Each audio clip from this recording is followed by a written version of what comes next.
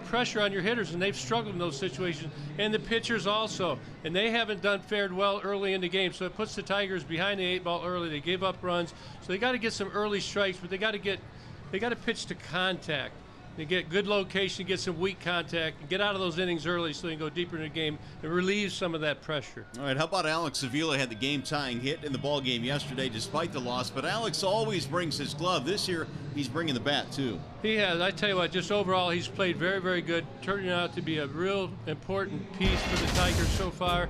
He's caught 6 games, 3 games at first base, had the big home runs down in Cleveland. They helped us win that series. And then he's also the big hit yesterday. He comes in to pinch hit. First hit, he knows throwing the baseball very well, and his blocking ability is so good. He gets over in front of this, and he can't get in front of it. He's got his hands right there. Like I said, 6 games as a catcher, 3 as a first baseman. He told me today when he plays first base, he actually gets sore. So he's happy he's catching today because he doesn't get sore. 3 for 3 as a pinch hitter, been a key. And the Tigers, when they've turned it around this year, it's come from their role players. So let's hope Alex is one of those that's going to contribute today. All right, another chilly afternoon, so bring your jacket to this one. The Tigers and White Sox getting set to do battle after a short break. Down to the Call Sam Studios and John Keating. It's Sunday Fun Day. The Tigers trying to get a win in this series. Stay with us. Tigers, Sox, coming up next.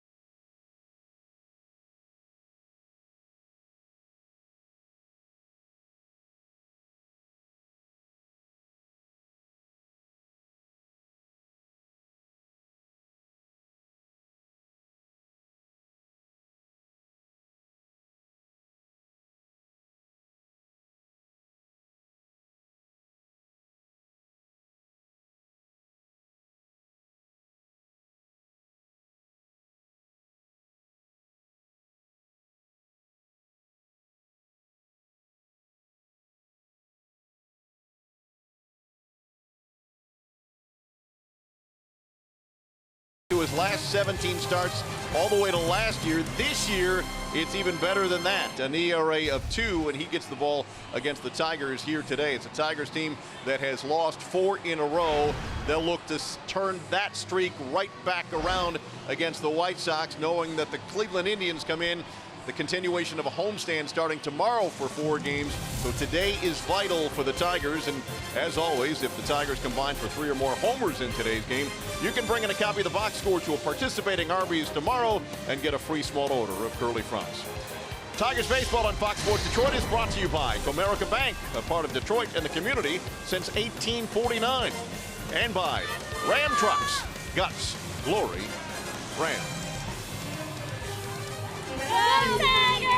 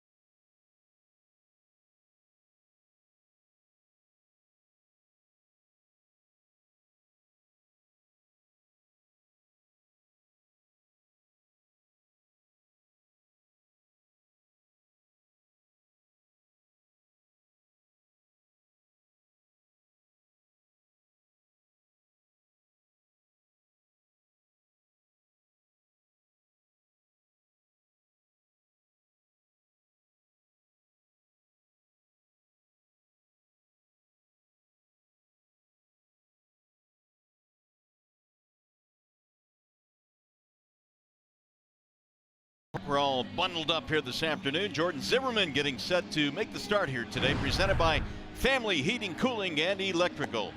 2-1 so far. Given up 5 runs in his last 3 starts, trying to correct that.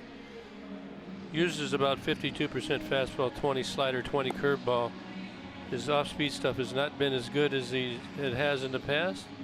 So as I said in the opening, good pitches. Let's get some early outs. Let your defense do the work for you. Here is the starting lineup that he will oppose today, presented by the Metro Detroit Chevy dealers for Chicago. Tyler Saladino leads it off, and Tim Anderson, Melky Cabrera. Abreu had a big game yesterday. He's at first base. Frazier at third. Javi Garcia leads the league in hitting, and you've got Ashe, Soto, and Garcia, Leury Garcia, rounding it out. And it is a brisk afternoon today. The field conditions are presented by Ace Hardware and the Scotts Company. 49 degrees, and Gibby says it's cold. Cold. Fans are ready to go, though they're bundled up. They've got their ponchos in case it drizzles here or there is in the area. So that could factor into how this game is won or lost. Pitching, we have a big delay of over 45 minutes or so. We'll have to use an extra pitcher. So Saladino stands in, and we are just about ready for baseball here this afternoon. Jordan Zimmerman starts the windup, and here we go. He goes to work with ball one outside to Saladino. You know, just to get into this, I've been talking about getting early strikes, getting balls in play. This White Sox team, and for that matter, the Mariners as well, they pick out good pitches and they hit them. But if you can get a little better location on these pitches, I think you can get some weaker contact, keep your pitch count down, and get in more of a rhythm, get everybody rolling. Well, the White Sox scored 7 runs combined in the first 3 innings of games 1 and 2, so they've gotten off to nice starts. There's the 1-1 in the air toward right. Straight at a Ducey. He's backing up to the track. 1 gone. Let's take a look at the Tigers starting defense. Jay up in left, Tyler Collins at center, Ducey, Double D in right field. Nick at third base, John Hicks over at first, Kinsler and Iglesias up the middle with Alex behind the plate. Jordan Zimmerman on the hill. Chicago has won the first 2 in this series. The Tigers now have lost 4 consecutive games. White Sox have won 6 in a row. They've suddenly become red hot. They swept the Royals before coming to town. Yeah, they're feeling good. These things during the season, you know, you have your ups and you have your downs. Tigers struggle a little bit. Like I said, they're starting to miss Miggy and JD a little more than they were earlier. The contributions from the role players, it's just hard to keep up the pace of a Martinez and Cabrera. And while Hicks and Ducey have been very good, those 2 guys are all-star caliber. The 0-2. Up and in, 1-2 on Tim Anderson.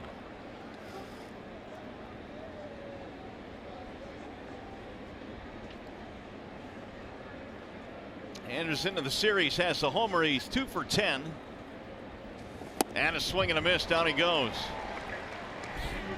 First strikeout for Jordan. That's a good quality pitch there. Gets ahead in the count. Look at that, got on the slider right there, down and away. Perfect location. Put it there for Tim Anderson. He's going to chase it. And Jordan Zimmerman, his fastball has been his most effective pitch so far in this month of April, since coming back from that injury last year. The slider and the curveball is not getting many swing and misses. The depth has not been there, but that's a good sign to see that first strikeout to Tim Anderson slider pitch. Nice quick action at the end. That's what you're looking for. Melky Cabrera had the big home run in the 10th inning to provide the White Sox with their game-winning run.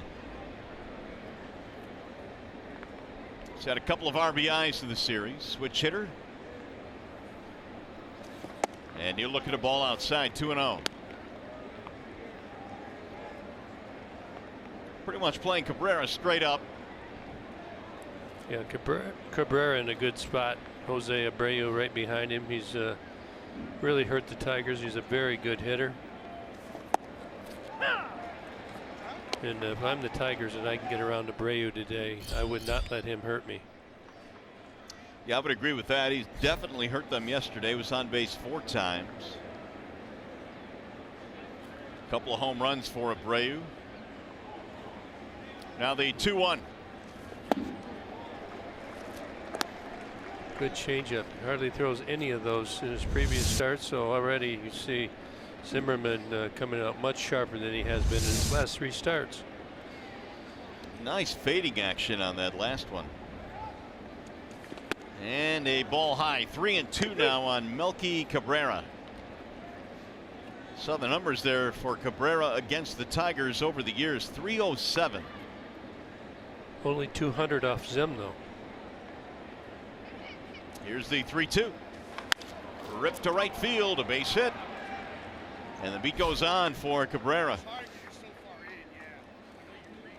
2-out single. You got a 3-2 pitch, middle in. It's where he likes it. You probably noticed by Fox Tracks, we showed it to you just previous to that. All the pitches away. Don't want to keep it in there. He swings at it very well from the left side. Here's Abreu. Rain starting to fall now here at the ballpark. We expect it'll be this way most of the afternoon. So go with the chilly temps, a little precipitation as well. And Abreu skies one in the air to right center field. Collins long run, and likewise Ducey, neither could get it. Here comes Cabrera rounding third. He will score, and Abreu has a triple and an RBI.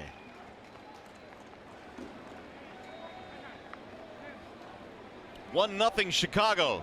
This guy's got pop. This ball really carries. Breaking ball right down the heart of the plate. Abreu almost looks like he's sitting on it. Ducey got back there as close as he could. That ball's up off the wall. Stand up triple. Tigers trail again here in the first inning, 1-0. A 2-out hit for Abreu, so a triple to go with his 2 homers in the series. Here's Todd Frazier trying to score him. Frazier looks at ball 1.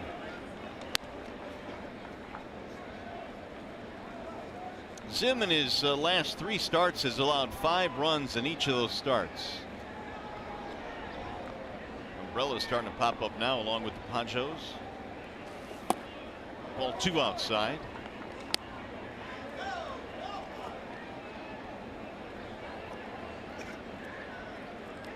Try and put a poncho on in the wind. It could be tricky.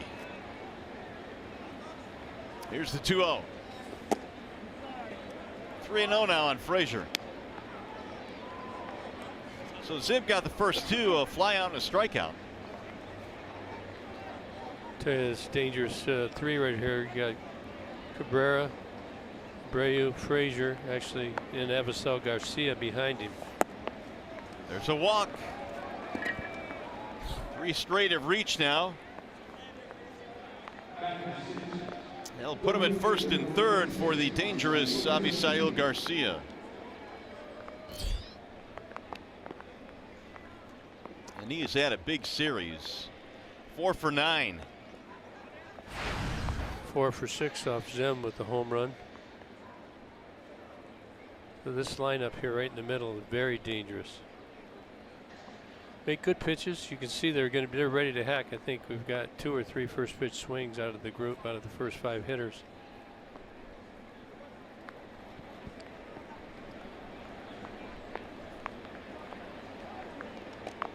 Garcia big triple to not get a run in the 10th inning yesterday, which gave the White Sox an insurance run, as the Sox won in 10 yesterday. Garcia this year has certainly come into his own. After several seasons of showing signs that he could be a really good major league player. Former Tiger.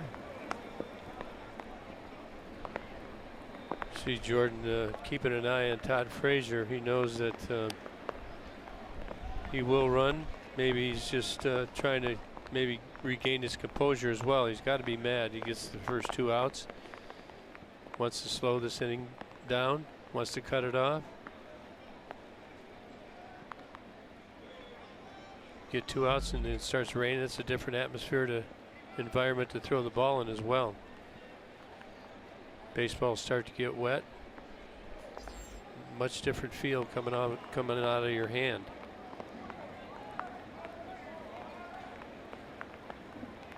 So here is Garcia. Steady rain falling now in Comerica. And he fouls one back out of play.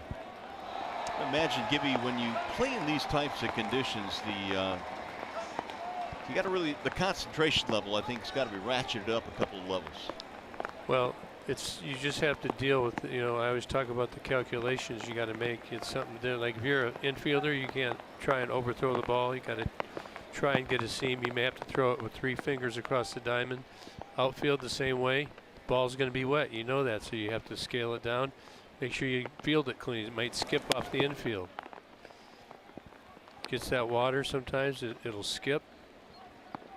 It looks like the dirt's going to get wet quickly here. They had all that turfus on there to start the game. It was almost white when this inning started. You can see it's darkening up the dirt portion of the infield. 1 ball and 1 strike on Garcia. 1-2 now. So Zim up to 21 pitches after retiring the first 2. Single by Cabrera, triple by Abreu, and a walk to Frazier. Just got to keep the pitches out of the middle of the plate to these White Sox hitters. Fastball in and up and in I like. Then the slider down and away I like, but nothing over the middle. Here's the 1-2. Fouled away.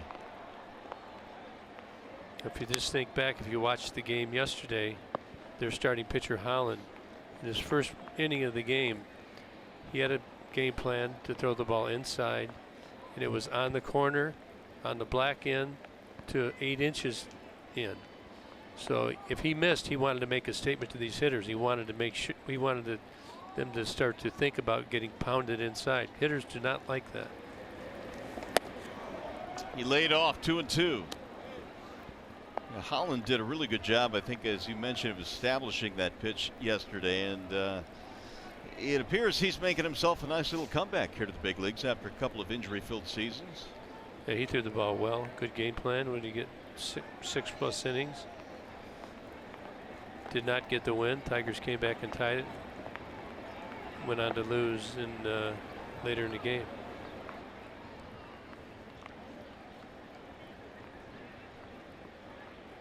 Fulmer, meanwhile, gave up some early runs, but then settled in after he was taken out of the game following 6 innings of work.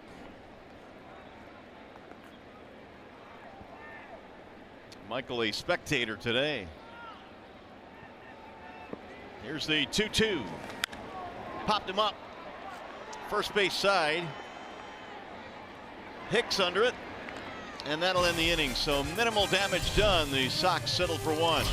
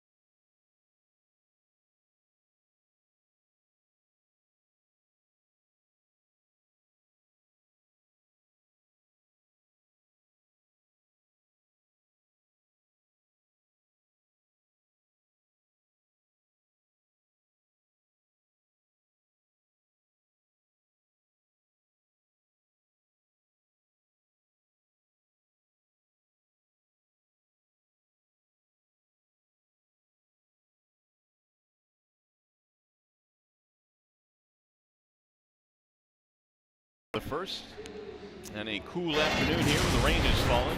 Here's the Tigers starting lineup presented by the Southeast Michigan Ford dealers. Ian Kinsler leads it off at second base. Collins, Castellanos are top 3. Vimart, Upton, and Avila in the middle. Aducci is in right, and then Hicks and Iglesias. And they are facing the right-handed offerings of Miguel Gonzalez, presented by MGM Grand Detroit. Throwing the ball very well. 3-0. 8 innings in his last 2. Talked to Rick Renteria today. Said it's all about location. Previously 4 seasons with Baltimore, and a mix of fastball, slider, curveball, and he will throw a split. Let's take a look at the Sox starting defense, brought to you by Tim Hortons. Out in the outfield, Melky Cabrera, Lurie Garcia. In center, Avisail Garcia in right, Frazier, Anderson, Saladino, and Abreu across the infield. Giovanni Soto behind the plate, and he's catching Miguel Gonzalez. So here is Kinsler to get it started. In between innings, Heather Nabasti came out, had a chat with Corey Blazer to give him the latest weather update. Rain hopefully is moving out. It is lightened in its intensity, almost gone now. There's a strike called on Kinsler. Ian batting .220, 3 home runs this year, 1 for 9 in the series.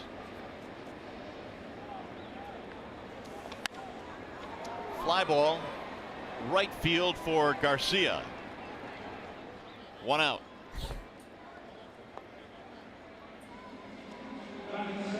Ian really scuffling a little bit as of late. Just not timing it up like he had been earlier in the year. See that little dip at the end? The ball goes up in the air weakly to right field. Yeah, a lot of his outs have been to center or right on the pop-ups. I feel like he's almost trying to stay on the ball too much. It's one of the things that hitters do. Maybe you start by pulling off too much, so you tend to try and stay on the ball.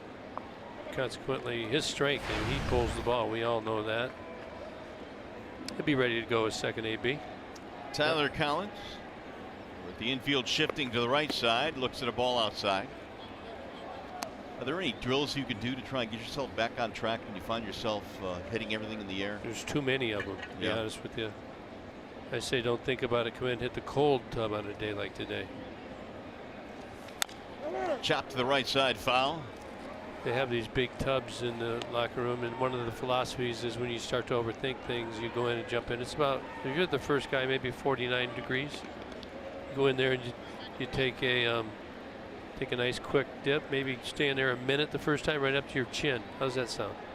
What is the science behind that? Well, it shocks your system. The 1-2 is low, 2-2. You will not be thinking about 20 different things learning how to hit. All right, I'm catching on now, but I would still prefer not to do that. Castellanos heading back to the big heaters they have in the dugouts. That ball popped up, heading back toward the seats, and Soto is going to get there. Not quite far enough to get out of play. 2 gone. Of course, before you head out to get dressed, you want to get into the warm tub before you do that. Warm back up. Let's take a look. TC. Gonzalez is a guy who tries to disrupt your timing, adjust his speeds, different pitches. Had TC off time right there. Soto with a decent play. 2 outs now for Castellanos. They will now shift the opposite way against the right-handed batting Nick.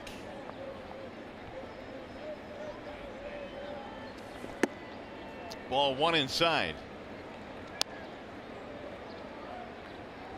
For Nick in the series, he is 2 out of 8. He's batting .223 on the year. Can't believe you guys made me change from Nick.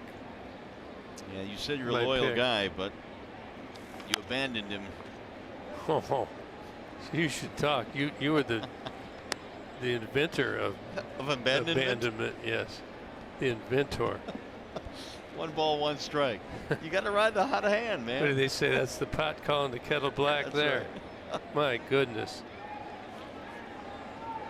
Just doing that for your own entertainment, I guess. I am. Now Gonzalez with the 1-1.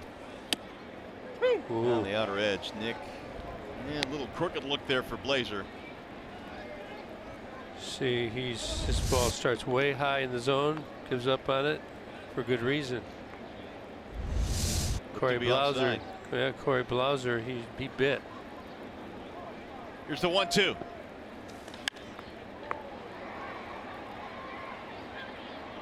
Gonzalez has put together a really good start to this year. He was released by the Orioles in spring training of 2016. They had parted ways and then was signed by the White Sox. Numbers last year were okay. His record was a losing record, but an ERA of 3.73. Not too shabby in the American League.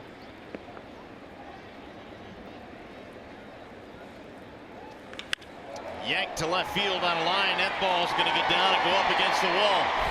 Castellanos digs for second, and he's in with a stand-up double. See, you should have stayed with him. I wanted to. This is, I believe, a split. See the grip? leaves it up in the zone. Nick's on time. Solidly down into the left field corner. 2-out double. He's going to have a monster day today. Well, here's Martinez trying to knock him in now with 2 outs. Chicago scored its run with 2 away. We'll see if the Tigers can counter. Vmart 3 RBIs in the series.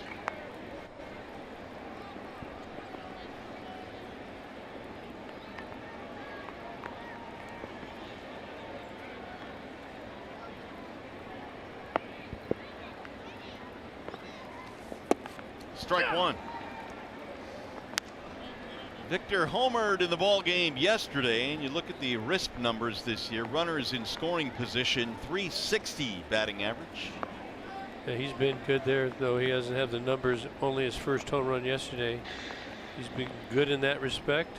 Tigers need Victor to get going and stay going.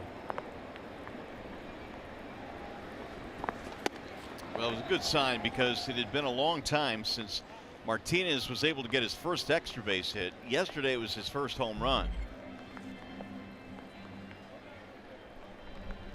Look at Gonzalez, the way he throws all the pitches. He's all around. Let's take a look. B-Mart yesterday, this hanging breaking ball, staying back good into the right field seats. Tigers of this series able to get to the closer. They just have not been able to get to the setup man.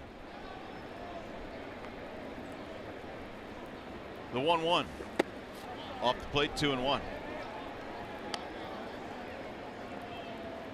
Of course, their setup men are throwing 100 miles an hour. Yeah. So Robertson looked like T-ball. Just want you guys. We're going to have the. We have the Fox tracks in there. Just watch how Gonzalez moves the ball all around the box.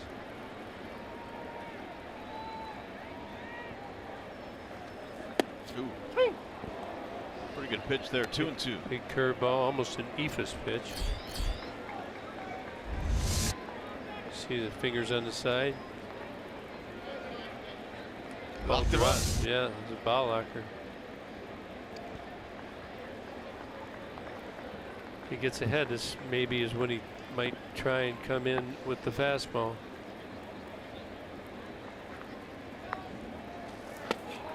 Three, 2.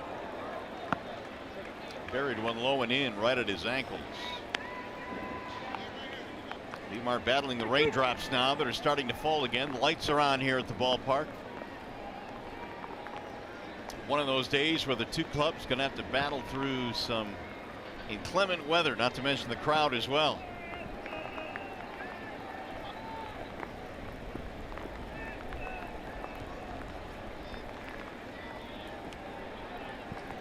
The 3-2. Fly ball toward left that is slicing toward the corner. Just foul. That didn't miss by much.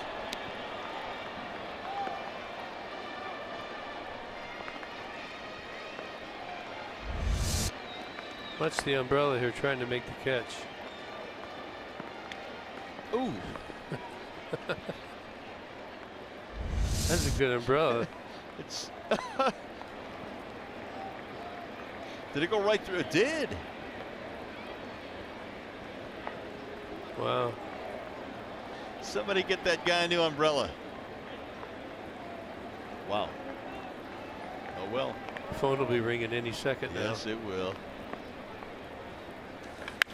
Rip this time down the right field line. Pretty good job by Beamont right there. Previous pitch down the left field line. They tried to sneak one inside on him. You saw him pull his hands in. That's a good sign.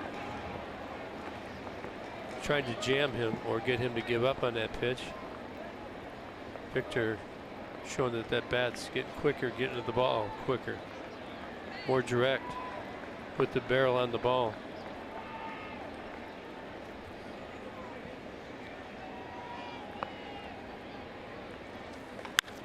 High fly ball right field. It'll be playable for Garcia. And that'll end the inning. No runs, a 2-out double is stranded.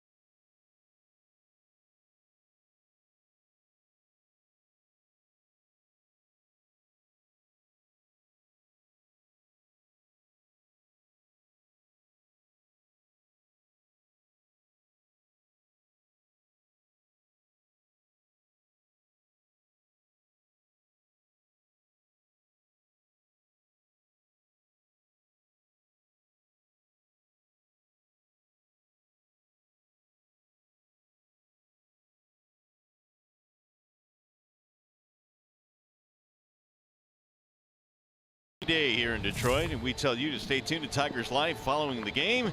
We select the Fox Sports Detroit Tigers player of the game, presented by McDonald's. Stop by for your breakfast favorites, now being served all day.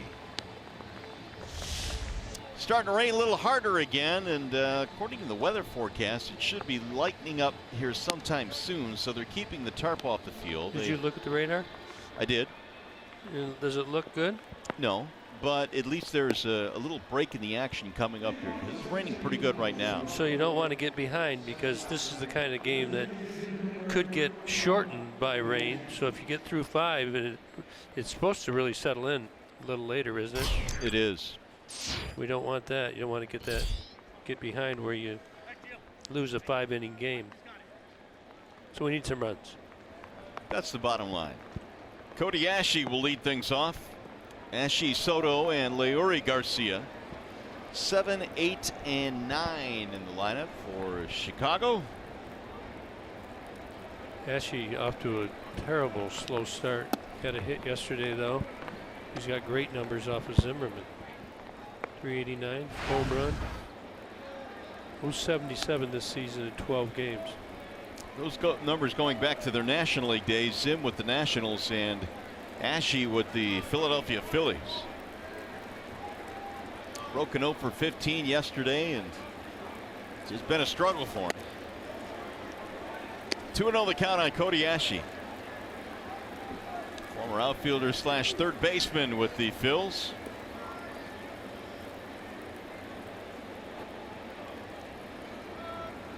Now the 2-0.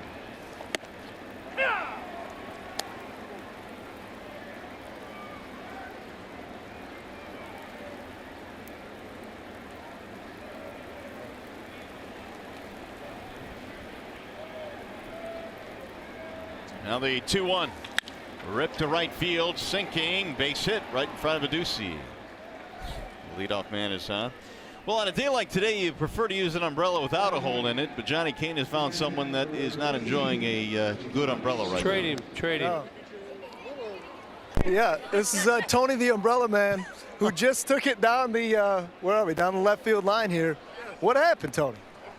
Oh, Victor hit the ball, foul ball. I couldn't see it, but it bounced off, and a young lady behind us got the ball. Teamwork. That is team. Let's see this umbrella. Let's get a shot in the camera. Sorry, people are going to get wet here. Look at that. Works well for rain, not for fielding foul balls off the bat of Victor Martinez. Well, nice job. And then Sue back there in the turquoise jacket, she actually caught the foul ball. Sue, way to go over there. Way to be on the spot. Hey, here's the good news for you, Tony. I know you said Victor owes you a new umbrella, but we here at Fox Sports Detroit, we have one on the way, man. We're going to get you set up. Oh, thank you very much. Appreciate it very much. I'm just the messenger. I think Kurt Gibson is paying for it. All right, back to the booth. But we know right, it's Johnny. not some of us up here. Easy. I'd spring for it. I'm just saying the whole team. It wasn't. Don't be so defensive. Well, you were looking straight at me when you said it. Well, I thought you and I were a team, like you know, somebody else in the truck or something. 1 ball, 1 strike on Soto. Unlike some people up here. Tempers today. Woo. 1 and 2. Check that out, man. I just totally obliterated that thing. That is unbelievable. But he's still got it up, but the rain's got to be going right through the hole. New one's on its way. Soto had a big hit earlier in the series. Put him ahead in game 1. Missed inside. 2-2 on the Chicago catcher. It was a 2-out hit in the 8th inning of game 1 that eventually turned out to be the game-winning hit. Veteran guy. That's why you hang a breaking ball. He knows how to sit on pitches, so you're going to want to watch it. Good location. Get it right there in the corner. Down the way. A little bit too far outside. 3-2. Just missing. Do you think he saw that good, or he was sitting on another pitch? Because he didn't even hardly flinch at that. No, that not at ball all. was close.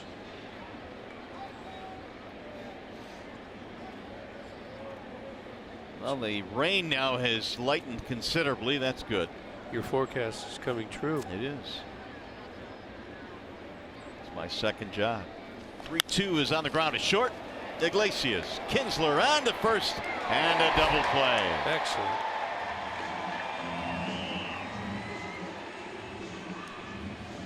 Now here's what I'm talking about. This is a good quality pitch down in the zone. Gets the one hopper to Iggy. This is an easy double play. 2 outs. Bases are empty now for Leury Garcia. 296 hitter is Garcia, 1 for 7 in this series. They got Leury Garcia in center, Avi Garcia in right, and they called up a Garcia from the minor leagues earlier this year and had 3 Garcias in the outfield, which had never happened. Ball 1. It's kind of a common name, though, in baseball, don't you think? It is, kind of like Smith. Sanchez. Could be another, wouldn't it? In Pemba.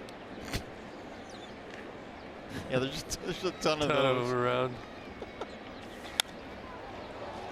1 ball, 1 strike, Garcia.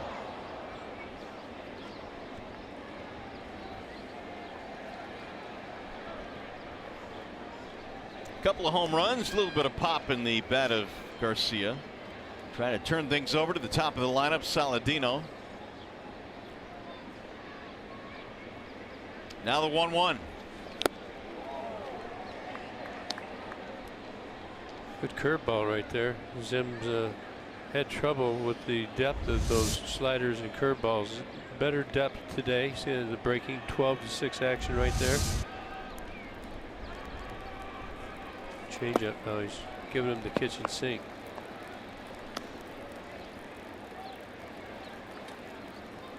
Chicago, by virtue of their win yesterday, wins this series, their first series win here in Detroit since 2014. Now the 2-2 popped him up. Shallow right field and caught on the run by Ducey. That'll take care of the Sox.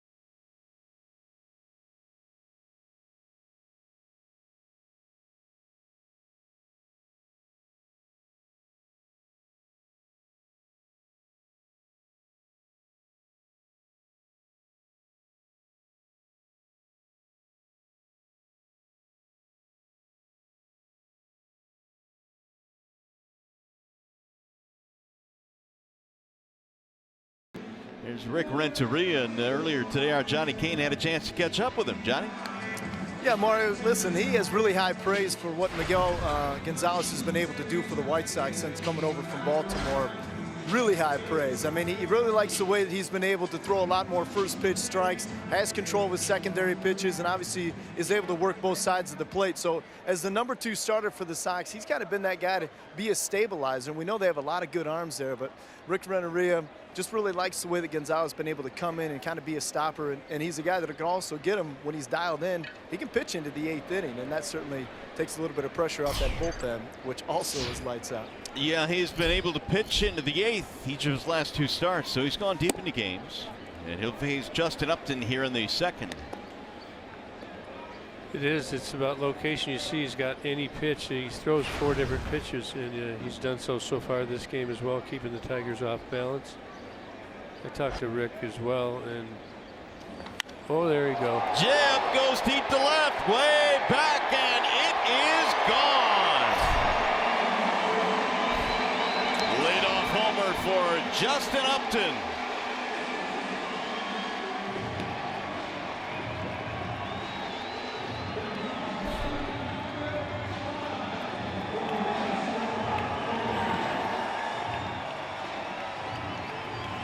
That'll warm the fans up. It's like a heater right here, just a little two-seamer. They're trying to get it in. Look at Jay up, pull those hands in tight to his body. Gets the barrel on the ball. Watch the hands.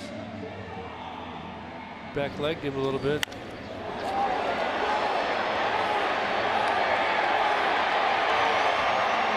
Number 5 on the year for Justin Upton, 402 feet. And we're tied up at 1.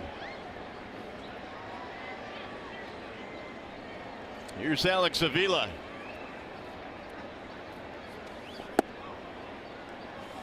Talked about how Alex is really off to a good start for the Tigers. 12 for 33, 364 average. Got 4 home runs, 9 RBI, OPS of 1276.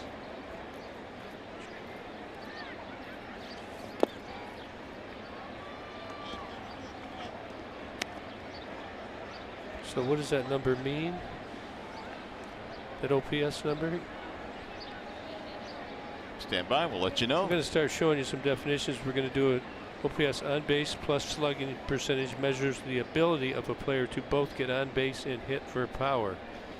So he's off to a tremendous. I think anything over 800 is very good. 900 getting better, but where Alex is at, outstanding.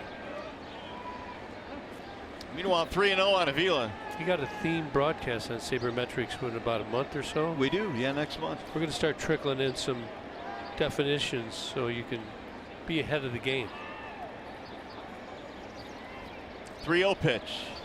Ooh, we went after it, 3-1. Menards brings you the big money encounter. Speaking of Avila versus righties this year, at bats per home run, only 7 at bats per homer. And Matt Davidson on that list as well. Davidson on the bench today. Alex ready to add to that number. Ooh, there's a ball deep to right field. Garcia going back, looking up off the base of the wall. On his way to second, might be a play, and he is safe at second base. It's going to be a review here.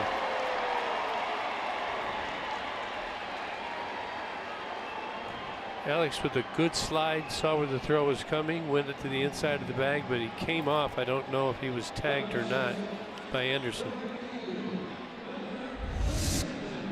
Look at the tags right here. It looks like he's out. He's going to be out. Good job by Tim Anderson keeping that glove on the body. Right there, yeah.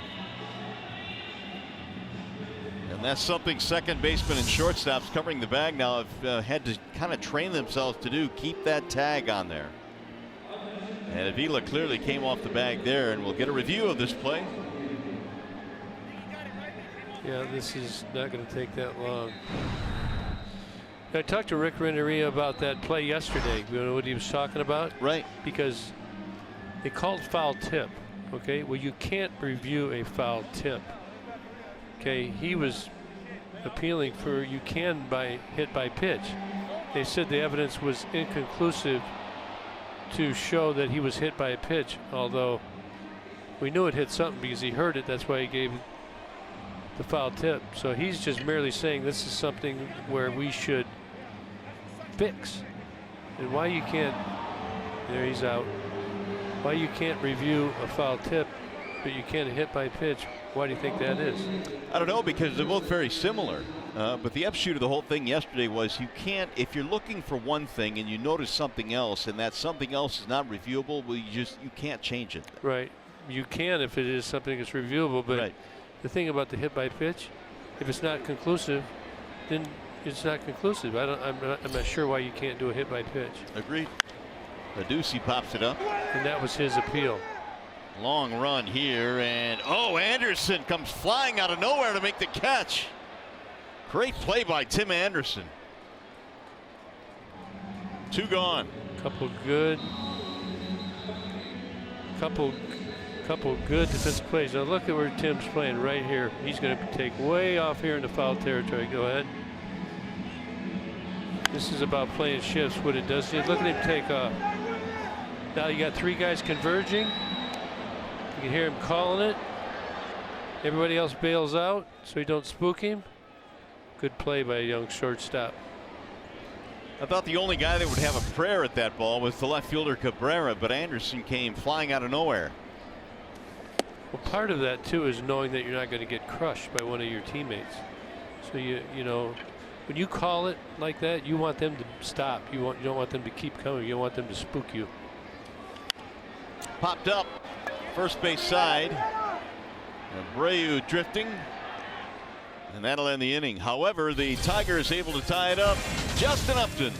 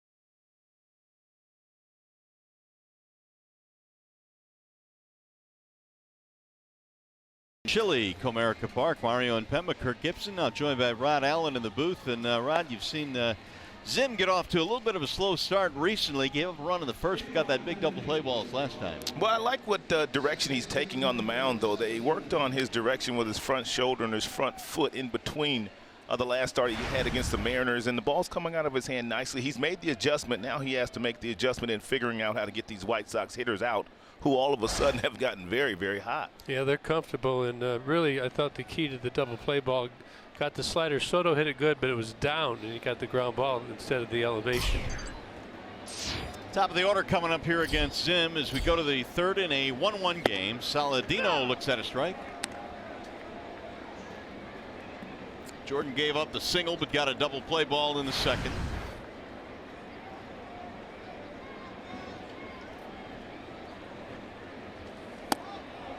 Ball outside, 1-1 on Saladino.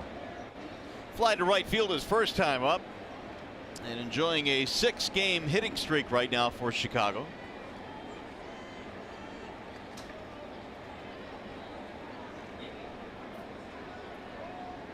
Now the 1-1. 2 balls and 1 strike. Anderson and then Cabrera to follow 1, 2, and 3 in Rick Renteria's lineup.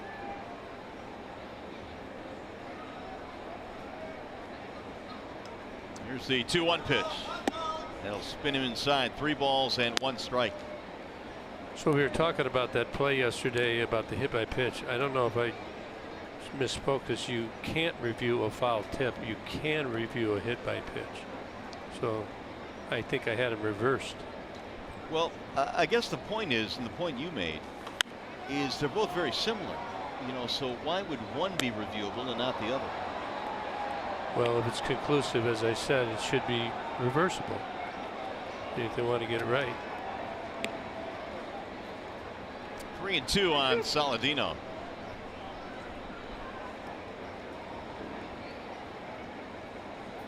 Three for 9 in the series now.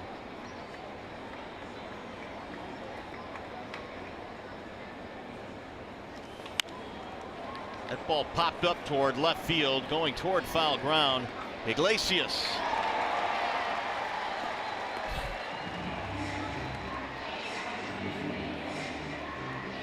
All right, let's go back and take a look at this yesterday.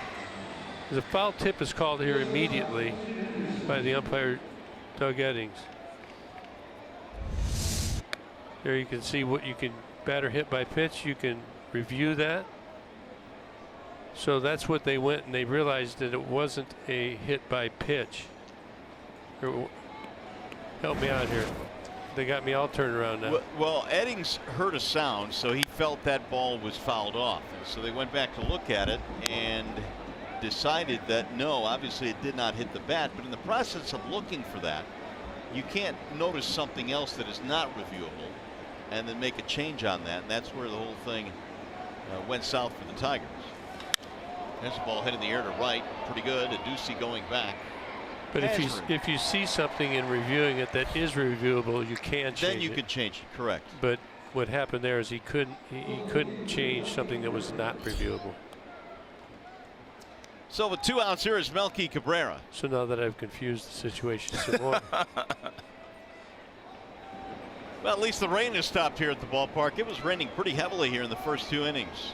For the most part, the Tigers have been very fortunate in the month of April as far as their weather is concerned, but not Jordan Zimmerman. Seems like every time he takes the mound, it's either a cold or a rainy day.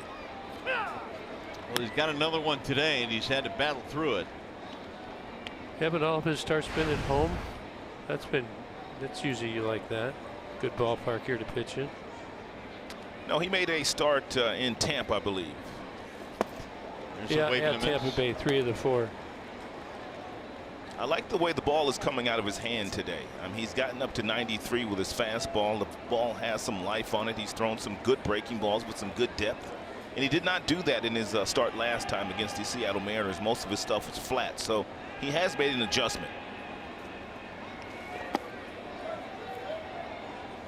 Thing is, you want to keep an eye on it. Brad, you made a good point there, how it's coming out good. At some point, does it change? Does he fatigue? And although I think they'll let him go as deep as he can go. Here's the 1-2 to Cabrera. It's outside, 2 balls and 2 strikes. And one of the things that we have watched the last couple of starts, and with Justin Verlander, also with Michael Fulmer, and now today with Jordan Zimmerman, the pitch count up over 50 in the 3rd inning. So all 3 guys in their last starts, pitch count getting way up early. There's a big swing and a miss. Cabrera's out of there, and that's going to be a 1-2-3 inning for Zimmerman.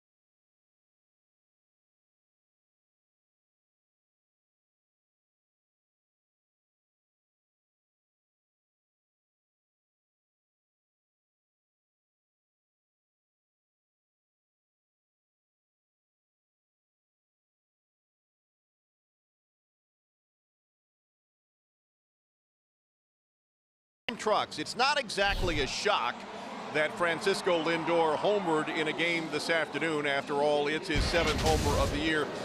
The true shock is that they're playing in shirt sleeve weather and under bright sunshiny skies there in Cleveland. The Indians and the Mariners are tied at 1, guys, as they play in the bottom of the 3rd. To the booth. Maybe they should send some of that sunshine this way. That's would not be nice. far. Nope. It means that when this rain goes through, it's going to warm up. How about Lindor, guys? He is continuing to show that he's going to be a stud for a long time. You know, I thought that Carlos Correa would be the better of the two. Of course, he's the talented shortstop for the Houston Astros, but I'm not so sure now. This Lindor kid, man, looks like he might be a 25 to 30 homer guy a year, as Correa is going to be. We probably won't know for about 5 years. What do you think? They're both talented, though. Which one do you think has the most talent? Well, the most upside, I think Correa. Right. A little bigger frame, more pop, don't you think? Yeah, I do too. What do you think, Mario? I go with Lindor. I just like his actions at short. He's a Gold Glove winner last year, and I think that Platinum. He will. Well, platinum, yeah. Platinum winner. But he'll hit for power, and he's special. He really is a good player. So I don't know. I'll take either one though. Really good. Tigers have a pretty good shortstop themselves. Iglesias will get things started here in the 3rd. Tied at 1. Let's quickly go down to Johnny Kane. All right, thanks, Mario. Tony, I know he's keeping score over here. We tried to make good on the work, but they sold out of umbrellas, so we brought you a poncho. Second best thing. Oh, well, thank you very much. Appreciate it. Good Thank you. job today. Sorry about the umbrella casualty. No problem. He can just put the poncho All right, over the umbrella. Well, we took care of him down the left field line. That gentleman, as you might have missed earlier, had his umbrella destroyed on a foul ball by Victor Martinez. As you can imagine, Gonzalez, like most pitchers in the big leagues, when he's able to get ahead of the opposing hitters, the batting average coming into play today at 130, opposed to a 1-0 count where the batting average is 281 against Gonzalez. Did you know that home run that J-Up hit? First homer he's given up to a righty this year, and RBI to a right-handed batter this season, Gonzalez. And J-Up is my guy on Pick the Stick. Just wanted to throw that in. Nick's mine. You got a good pick today. Kinsler, not Nick. Kinsler. Oh, that's right. Yeah. Yeah, you bailed on Nicholas. I did bail on him. Yeah, you bailed. You bailed on him. I tell you what, who else is stuck with a guy 4 games in a row? I stuck with V-Mart, man, for like 10 days straight, man. I was ride or Took die. us down, didn't it? No, we were nickel and diming. Hey. We were getting 1 or 2 a day. Nick had a big game the first game and then just went backwards. We were backpedaling like Michael Jackson. Moonwalk. Walking backwards. The 0-2 is hit back up the middle and into center field. Soft serve out there to center. Leadoff single. You're a Chevrolet's most dependable player.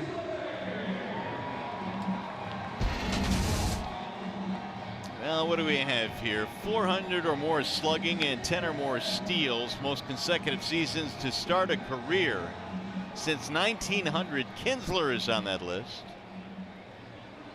He's dependable already. He plays 150 plus games a year in that lineup every day, brings it every day. You remember Ben Chapman, don't you, Kurt? I don't. I think he hit right behind you in the Tigers lineup in 84. Nice. He ganging up on me, eh? A strike called on Ian. Look at Iggy. Remember, Soto's got the thing. You ever see a guy like do this before, right? But he throws to second base okay, not in between innings. Someone else had this. I'm trying to think of who. Mackey Sasser. Yep, somebody a couple Dave years Engel. back. Yeah, there's been a few guys behind the plate that have had this issue. And Iglesias is kind of chalky, and he's thinking about it, but Gerald Laird. The 0-1. Remember Gerald Laird, how he used to have to throw the ball back to the mound? Same way. G-Money, same thing, yep. Gerald Laird is now managing in the Tigers minor league system. He's going to manage the Connecticut club. that's the short season A-ball after the draft. That'll be good. I saw Gerald down there. We both saw him down there. He's excited to be back in the organization. He'll be perfect for those young kids.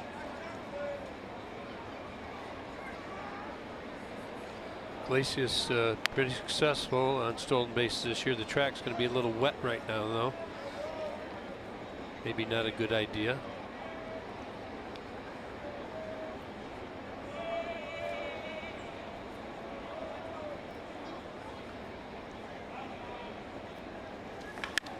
High fly ball left field. Picking up a little bit of steam. Cabrera going back to the track. Look out. It's going to be Garcia to make the catch. Iglesias tags and moves up. Well, he had just missed that pitch. Good tag by Iglesias. Get into scoring position with 1 out.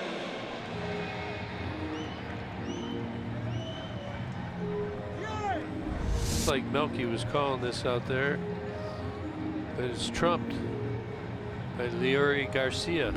Well, center fielder is the captain in the outfield. He can take over anything. As a matter of fact, he can call the infielders off as well when coming in to take away pop-ups. He's the captain out there.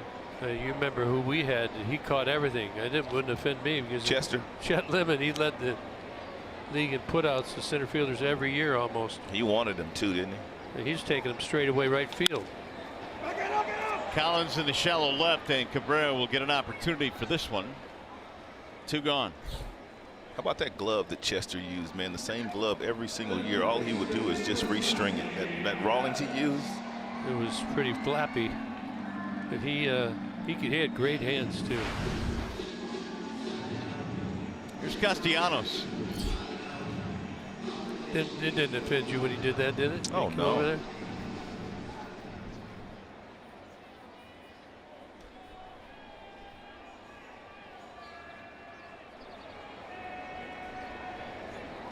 Nicholas with a double in the first inning. Tigers need a big hit right here. They have not done well in these situations in this series so far. Swing and a miss. The White Sox have, however, beat the Tigers late in both games on big hits. White Sox up until today have to be one of the more surprising teams in all of baseball, wouldn't you think? They are, but I was talking to Rick Renteria, and he's a simple guy. He's laid back, but he's serious about playing the game the right way. Come every day, play with energy, in hopes that the team regulates itself. But he will speak up. Still wants to win. He's not going to just not say anything, but he doesn't. It's a fine line as a manager. You don't want to get on your guys, but you have to correct them, and hopefully, as I said, they do it. Handle that themselves. If somebody's not hustling down the base or whatever, you say something to a guy. You've done that before. Yeah, they appear to be changing the culture in Chicago on the south side. Here's the 1-1. Mario and I were talking about this the other day, and Mario brought up the point about, you think they look at over on the other side, on the north side of Chicago, the way that they've turned it around. Is something that I guess they mold to follow. Yeah, the Cubs went from last in 2014 to winning the World Series last year, but the process was a little bit more lengthy. He spun one off there, missed it down low, and the count now goes 3 balls and 1 strike. Free agency, draft, trades. But it seems like teams nowadays, they turn it around quick. Chicago traded. They're looking to still trade, but you trade some of your better players away. You don't ever want to do that, but it seems that it makes them better very quickly. You can get prospects in return. It's the thing to do. The 3-1. Walked him, ball 4. Chicago might find itself in a situation to trade deadline where they might still be in the hunt as far as the Central is concerned, but yet they've already committed to retooling with all the young players that they have in their minor leagues now. They traded Eaton away. They traded also Chris Sale away and got this young talent, but will they be fooled at the trade deadline by holding on to guys like Frazier and Melky Cabrera and some of the other guys that they had rumored may be moving at the trade deadline if the team is playing well? Quintana, the left-handed pitcher, I mean, he's been rumored to be traded forever, but I think by showing that you're going to go for it, that you actually raise the value of your players. There's a game within the game between the general managers. The price goes up if you want to get a certain player. Say it's Melky. But if another team has a need, you got to pull the trigger. Victor Martinez, the batter, with 2 outs. And Victor drove in a couple of runs yesterday. One of the runs that he drove in was a runner on second base, and he beat the shift, the same shift that they are applying on him right now. We've watched Victor over the last number of years when they employ this type of shift, simply try to hit the ball the opposite way through the vacated hole at shortstop. Look like they've got a little hole there. They've adjusted it a little bit, Rod, from doing that. I talked to Rick about how you decide on your shifts, and I actually talked to him about a deucey. Remember, you're asking about the data, but they have data and they analyze it. But he gets on the bat system down there and he analyzes the swings, and he's telling his fielders, this is a starting point where we align you. But you read swings when you're in the outfield or you're in the infield. You know, if you see a guy swing it a certain way, you must adjust.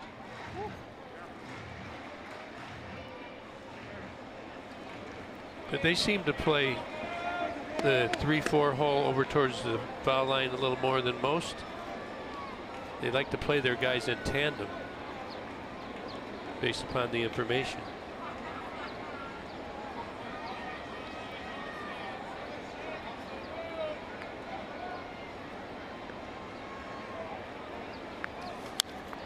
Big rip there by Victor. Straight back, 1 ball and 2 strikes on the Tigers DH. I thought Victor's first at bat was very good. It seems like he's seeing Gonzalez very good to me. He hit the one down the left field line, then they tried to come in. He turned on that. I feel like he's feeling pretty good. It's set up here to have some impact here in this game. That's a great point. In reality, Victor really has started to swing the bat a whole lot better. Now the last 6 games or so, rain starting to fall again.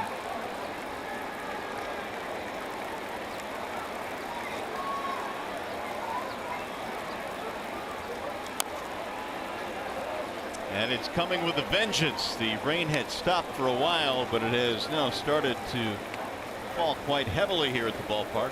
I will say this to both of you guys, and I don't know if you've noticed, but it seems like to me that under Rick Renteria, the new manager of the White Sox, they are shifting a whole lot more than they have in the past. I don't know if they've beefed up their analytics department or what, but they appear to be shifting a whole lot more. Yeah, you're probably right. But shifts in general, don't you think it keeps going up yearly? But I'd say the modified shifts are up more. It was kind of everybody over to the right, everybody over to the left. Joe Madden kind of started that. I think you're seeing more modified where it's really specialized, where they're placing guys together. Like usually they have, he's over here. Whoops, that was my bad. Usually he's over here. You got 1, 2, 3, and he's over here. Now look at how they're aligned. How they're aligned now.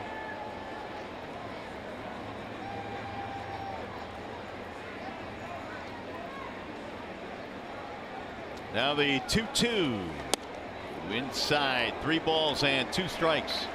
I guess the question I have on the analytics and all the shifts is we've seen this now for what, about 5 or 6 years. Is there any data coming out that you guys know of that is either proving one way or another that they work or don't I work? think there's data coming out now where it's not as cut and dry as you would think. Like every time they do shift, it doesn't work. Put it that way. Maybe 50-50, maybe a little bit more than 50, but there's a lot of data out there that's starting to prove that it doesn't necessarily help you win any more games by doing all the shifting. So there's not a big advantage to doing this. No, not a huge advantage. Yeah, there's an advantage, but Rod, you termed it right. Does it help you win ball games? Right. Tigers starting the runner here with 2 outs and is rolled foul by Martinez. One of the reasons is because hitters, I think, are making more adjustments too. Early on, like guys would say, well, that's not who I am. I'm a pull hitter. I'm going to try and hit through it. Now, I think you see a lot more adjustments by the hitters trying to beat the shift. You see more bunting. And when you bunt, you make them keep one guy honest over at third base, so it opens up the infield for you. And you also watched a lot of guys the last year start to talk about launch angle, guys trying to uppercut the ball to beat the shift to hit it out of the ballpark instead of trying to hit the ball the other way. Iglesias got back. Anderson sneaking in behind the runner.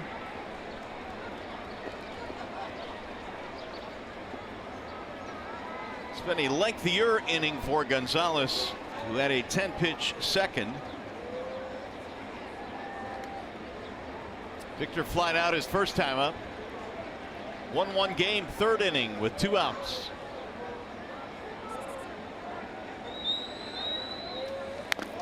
Just got a piece of it, staying alive. And it does not look like Gonzalez is going to pitch as deep in this game as he has in his last 2. And 2 starts ago, he pitched into the 9th against the Yankees, and then 5 days ago, 8 innings against Kansas City. He's already up to 52 total pitches here in the 3rd. Last start against the Royals, only 2 hits allowed over the 8 innings. Look into that bullpen, Rod. A couple the pitchers down there in the pen 3 days in a row, so they're going to not be able to pitch, I would think, today. So that's what some of the benefit is. By even though you're behind in certain games, especially if it's a blowout, sometimes you make that pitchers throw as many pitches out of the bullpen as you can. Gives you somewhat of an edge. Canely, he's been 3 in a row. Swarzak's been 3 in a row. And Robertson threw quite a few pitches yesterday. Yeah. He threw 2 innings yesterday. I would think Robinson might be available. I would say Swarzak, Canely, probably not. Jones had a day off yesterday. So it would probably be a guy that they'd have to lean on some of the guys that maybe not who they'd want to put in on a perfect situation. Rested bullpen day. Get him, Victor. Come on. Did he go? He did. Yes, he went around, said home plate umpire Corey Blazer. That'll end the inning. So the Tigers threaten. They'll strand a couple. Big strikeout of Martinez. Closes it down for Gonzalez.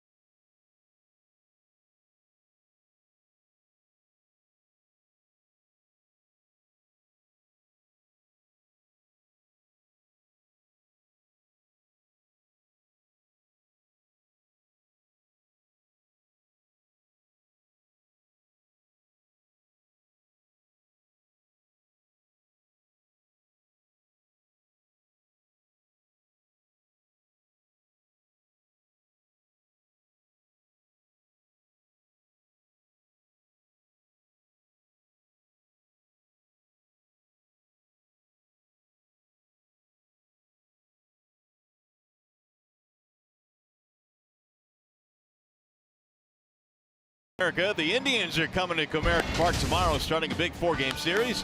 Take advantage of the weekday value pack at 4 tickets, hot dogs, chips, and drinks, and it's only $16 per person. That's it. Tigers.com/value or call 866-66-TIGER.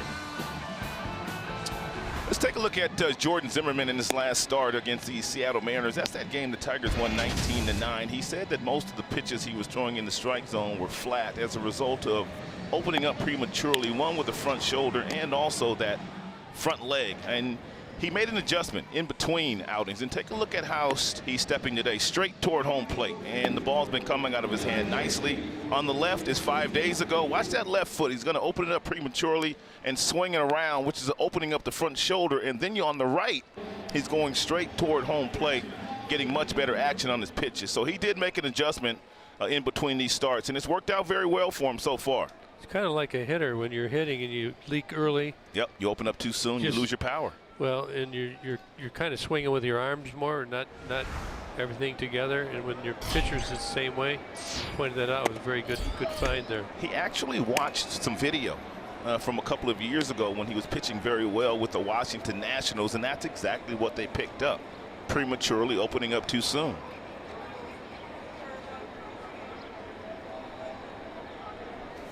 Jose Abreu leads it off as we go to the 4th inning here in a 1-1 game. I thought maybe the Tigers were going to be able to keep Mr. Abreu on that bench for a couple of days when he came to Detroit with that bad groin. I thought they were, but they couldn't do it. Was it hip flexor he had a couple days ago? Yeah, he's hitting everything too. Shattered bat, and now everything's dropping for Abreu. That's when you know you're going good.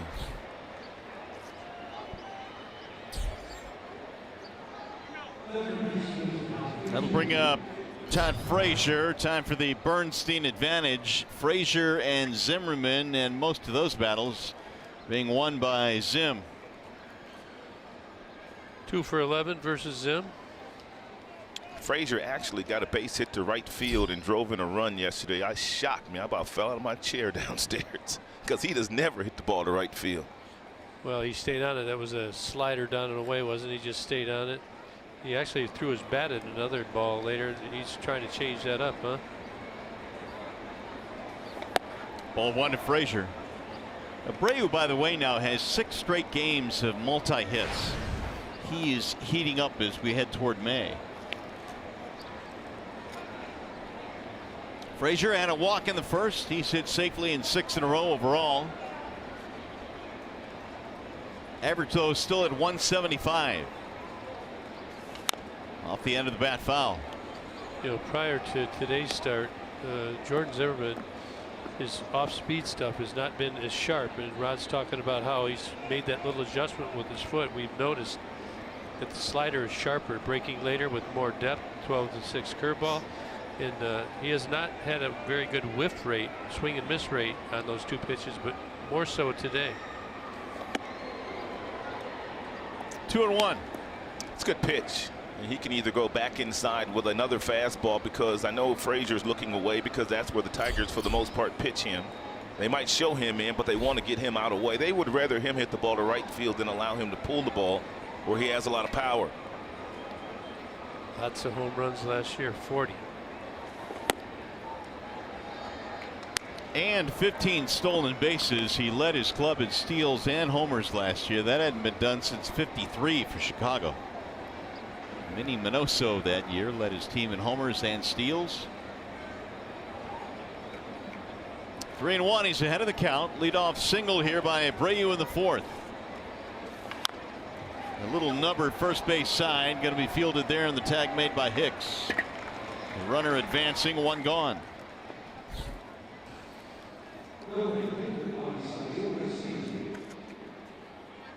Good quality pitch there. We were talking about the depth to the off-speed pitches. Let's take a look at our belt tire pitch by pitch.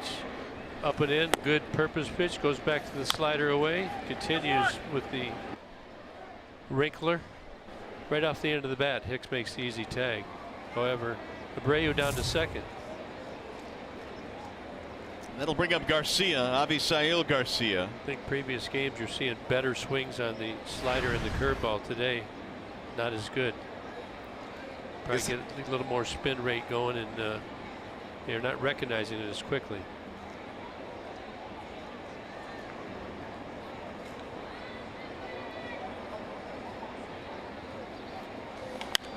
You guys noting anything different here from Garcia in the year he's having? It's got to be more than just losing 20 pounds in the offseason. I was talking to Todd Steverson, who is the hitting coach for the White Sox, yesterday down in the coach's room, and he says that he is recognizing pitches a whole lot better. He has been his hitting instructor since he came to the White Sox. He's not leaving the strike zone as frequently, swinging at breaking balls. The fastballs that are elevated, he's laying off of those, and he's just been in a really good zone. And Rick Renteria, the manager, has left him in that 6th spot on purpose, not to put too much pressure on him. He's finally coming into his own. I was talking about this in the pregame show tomorrow. It's like Nelson Cruz of the Texas Rangers back in the day, where it took a long time before he really matured as a big league player. And I just think that Garcia has finally matured, and he's living up to the high praise that many placed upon him when he was playing for the Tigers. I think that when you, I guess, place expectations on a player, that it's really hard for many of them to deal with. And you're right, Rod. When everybody talks about what he can do, you read those, you don't mean to, and you try and be somebody you're not. It takes time to get settled in and understand exactly how to play this game and how to use your abilities and the aggressiveness that you may or may not have in certain situations. He has showed us every last one of his tools in this series. He's a 5-tool guy, and he's finally starting to live up to those 5 tools. He's got an infield single. He's gotten some extra base, triple, and a home run.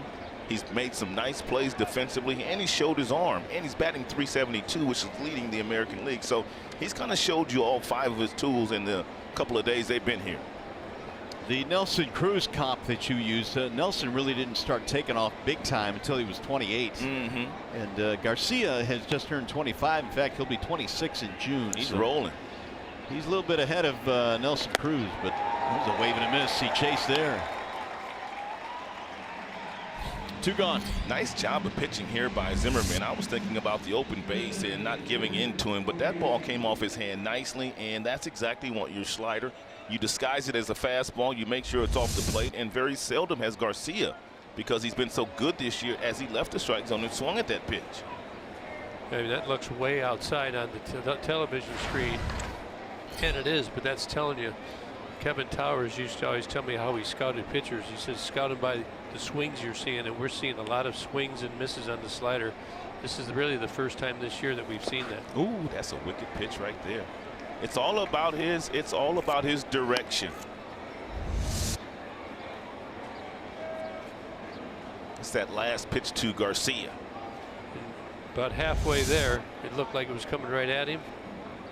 Nice, quick, late breaking action. Down he goes.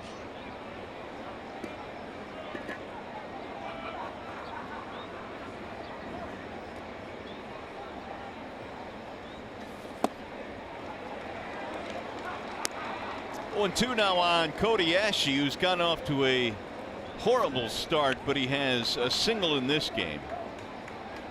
The average now is at an even 100. Ashe won a spot in spring training with the White Sox. He had 4 homers this spring. What do they call below 100? I know it's under 200 is Mendoza line. Yeah, what's the under 100? Got to figure that out. He went around. Yes, he did. Strike 3 called. 4 strikeouts now for Zimmerman.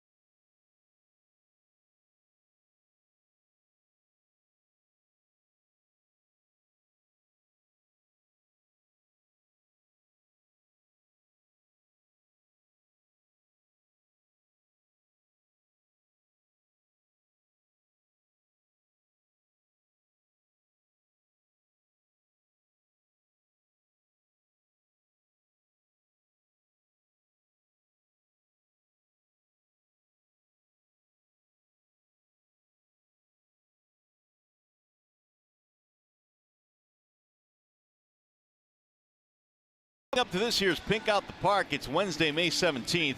Tigers take on the Orioles. You can help support breast cancer research with a special ticket package. Packages are going fast, so don't wait to purchase your tickets. Tigers.com/pinkout. Well, the rain is not falling right now. That's sun's out. Good. It's trying to force its way through the clouds. And now here come the Tigers. It'll be Upton, then Avila, then Aducey against Miguel Gonzalez. Home run for Jay up his last time, tied the game. Soft stuff in for strike one. Starting to see more and more left-handers and right-handers start guys off with that slow breaking ball. Guys that can throw it for a strike. It's a really good pitch because most of the time hitters are looking for that fastball on the very first pitch of an at-bat. There's a base hit to left field. Man, Upton played almost on the warning track. It's a leadoff single. Jay Up has been all over everything that Gonzalez has thrown today. He homered his first time up on a two-seam fastball that he tried to get inside on him. Yeah, this one here is just a breaker right down the heart. Jay Up staying back. Jay Up, man, is picking up right where he left off last year. Tremendous rhythm and timing and balance and swing is lethally quick right now. Yeah, he's well ahead of his pace. Every time he makes contact with the baseball, it's leaving his bat well over 100 miles an hour. The first game of the series against the Mariners, I saw Lloyd and Jay Up in the video room just tweaking something, little something here and there, but to say he's never gotten away from it a little bit. A base hit to center field for Avila. Now the Tigers have something going here in the fourth. Back-to-back hits. Alex is on fire. Yeah, I was talking to him about that at bat yesterday, and he comes in off the bench. He's 3 for 3 as a pinch hitter this year, and that's not easy to do. No, well, and comes in against Robertson.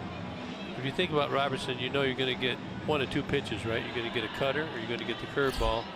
If you're a veteran guy, you were talking about how guys dump that first get me over curveball in. Not many guys will trust that. Veteran guys will do that.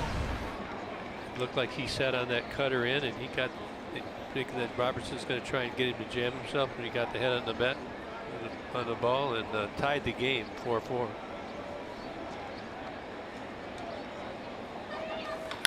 Ducey shoots one in the air toward left center. Garcia's on the run.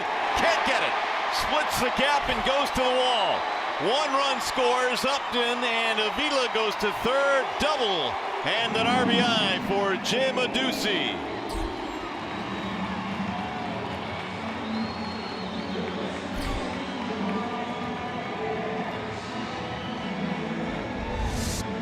Boy, Ducey jumps on this ball right here.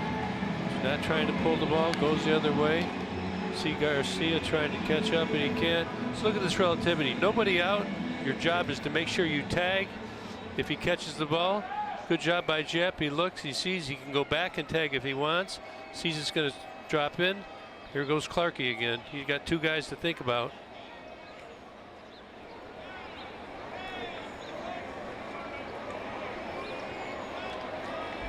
Clarkie's been busy today, huh?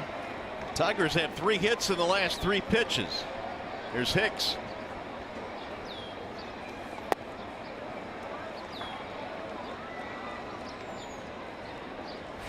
Popped up his first time up. Tigers have a good chance right here to score multiple runs. Something they haven't done in this series. Bouncing ball up the middle. That's a base hit. 1 run is in. They're going to hold Aducey at third. It's an RBI single for Hicks.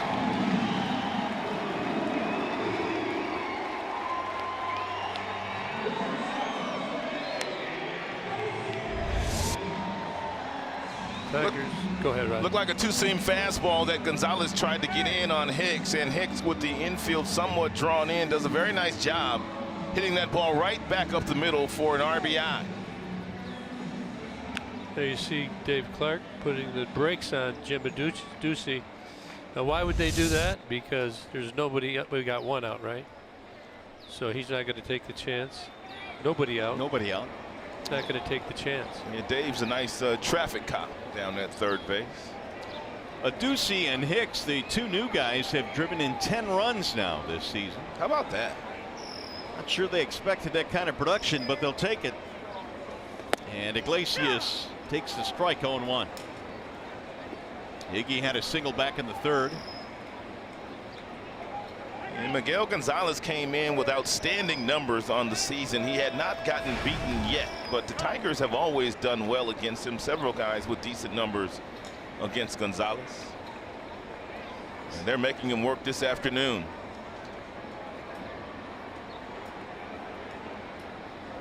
The 8 hits allowed ties a season high for Gonzalez. Little chopper to the shortstop. Anderson bobbles. Quick throw is in time for the out. A run will score. It's a nice recovery by Tim Anderson, who tried to make a play like this yesterday and made an error on that particular play. But he comes in, the ball rolls up his arm. He's trying to get the ball over to Saladino to start the double play. And once he doesn't field it cleanly, the ball rolls up his arm right into his throwing hand, and he just finishes the play and throwing on the run over to first base. You talked about how good of a talent this young Tim Anderson is, and that's kind of a young mistake. I mean, you see him make great plays, but as he gets older, he'll make all of those routine plays like that. Well, you have to get the one out before you try to get the two, and I think that's what he tried to do. He tried to rush to get the ball to the second baseman a little bit quicker than you normally would. Line drive, caught and dropped by the shortstop. They'll throw across the diamond, not in time. Boy, Anderson looked like he had a beat on that ball and just dropped it.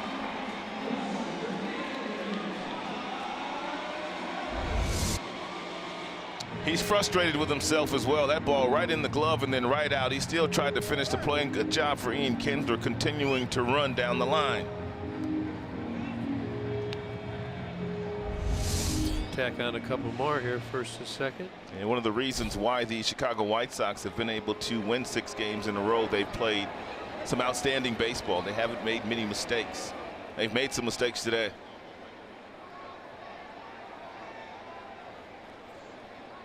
Well, confab on the mound now. The entire infield joining in. Tigers have runners at first and third, and still only 1 out in the inning. Hey, it's the Ultimate Fox Sports Studio Tour Sweepstakes. Win a trip for 2 to Los Angeles, California. Behind the scenes look at the Fox Sports Studios. For your chance to win, enter at any participating Aldi location or online at foxsportsdetroit.com.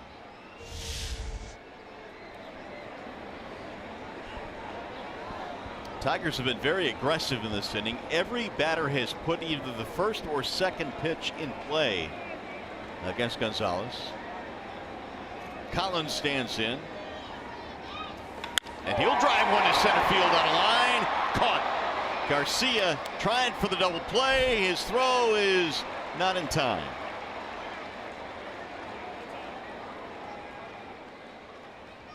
Well, Leury Garcia likes his arm right here. Look at Ian Kinsler right over here at first. He thinks it's going to fall in. He has to scramble back.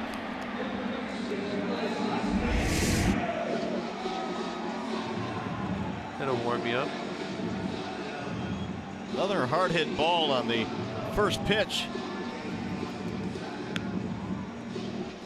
There's Castellanos.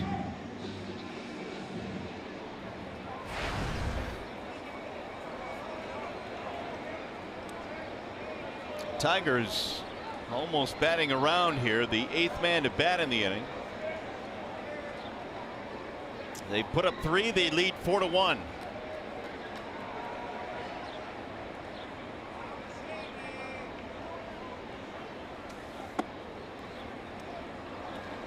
Nick with a double and a walk in this game.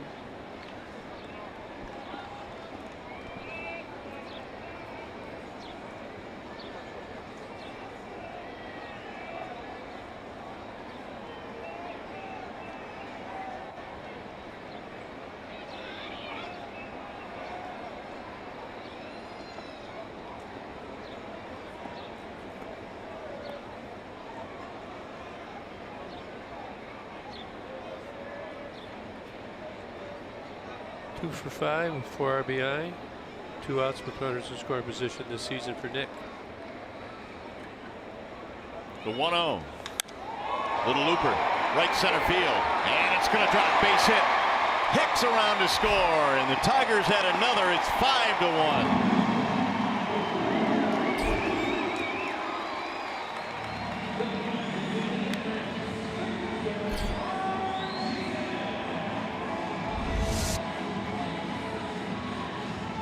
Second hit of the day, right out the end of the bat, but he stays on it and stays through it, barrels it out to the center of the field. And Tigers knew if they were going to prevent themselves from getting swept here by the White Sox, who all of a sudden are the hottest team in baseball, they had to match the energy of the White Sox displayed the first couple of games of this series, and they've done that. And they're doing it against one of their better pitchers in Miguel Gonzalez. A 4-run fourth. Good to see the offense wake up after it being cold for the last 3 days for the most part. Now Martinez as the Tigers bat around. Victor Martinez saw 18 pitches in his first 2 at-bats combined. Now they resulted in outs, but it pumped up the pitch count a little bit for Gonzalez. Well, I know when I saw a lot of pitches, you want to know everything he has to feature. You can come up with a better game plan. That ball hammered in the air to right center field. Garcia motoring over to get this one as well. He can scoot. Big inning for the Tigers. They score 4.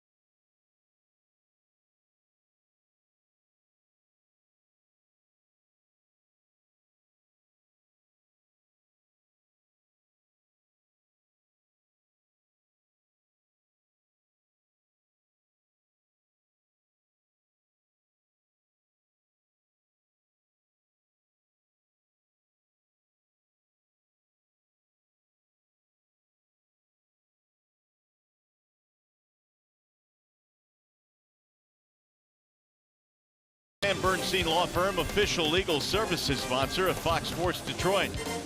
Bell Tire for tires and auto service. Everybody needs a Bell Tire guy. And by Chevrolet, the most awarded car company 3 years in a row.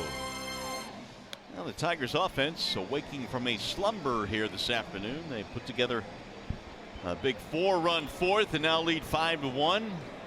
And Jordan Zimmerman is the recipient of that offense. Had a long inning right there. He likes the runs, but it's always interesting to see how pitchers respond. It's a big inning for him. He needs to make sure that his team still has momentum on its side when they get back in the dugout. Soto, Garcia, Saladino against the right-hander. Seemed like last inning he really found his slider and his breaking ball. Threw a couple change-ups. 1 ball, 1 strike. He just seems like, to me, he's pitching with much more confidence today. He looks like the Jordan Zimmerman of last year. Lots of finish on his pitches.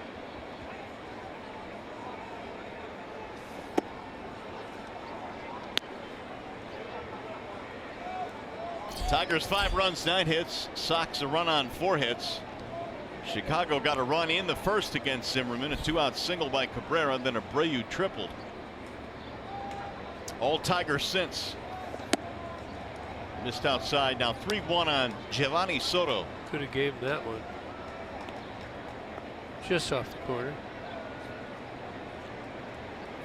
Soto has played on the north side and the south side of Chicago. Former Cub, won the Rookie of the Year and an All-Star, and now he's taking a walk. Let's check in with John Keating now. Time for a game break. Mario, it's a romping Cleveland. They scored 8 in the third inning against Seattle, including this fly ball by Abraham Almonte that Ben Gamble never found. Please don't hit me. That went for a triple. 9-1 Tribe over Seattle as they play in the 5th, and the Indians come here tomorrow, guys. All right, Keats, thanks. That's going to be a pretty good 4-game series against the Cleveland Indians. You have to bring the A game for sure there. No doubt about that. Again. The Tigers, though, served a little bit of notice earlier in the year and going into their ballpark and winning a series. That's a great point, especially after the Tribe was able to manhandle the Tigers a season ago. Leury Garcia fly to right field in his only at bat. But he has been running balls down in center field all day today. Bunt. It's going to stay fair, and Zim has no play. It's a bunt single.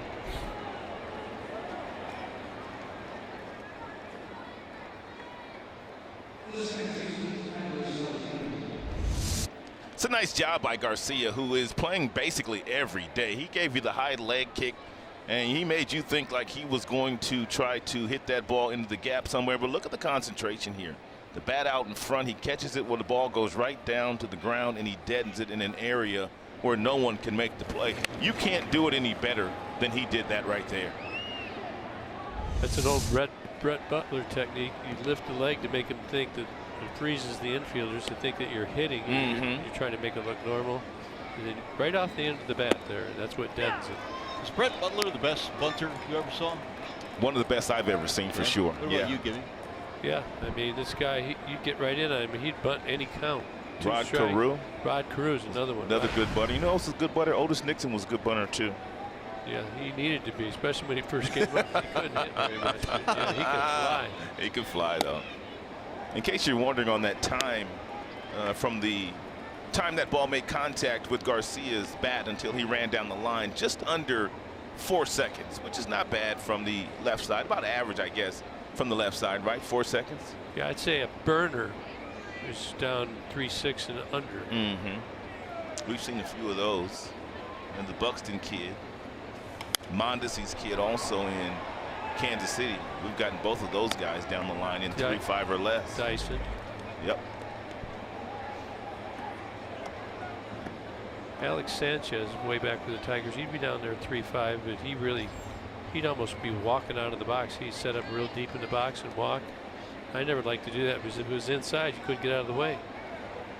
It's a big inning here for Sam. He needs to make a pitch, especially with the lineup starting to turn over. You don't want to see Abreu in this inning with runners in scoring position. 2-2.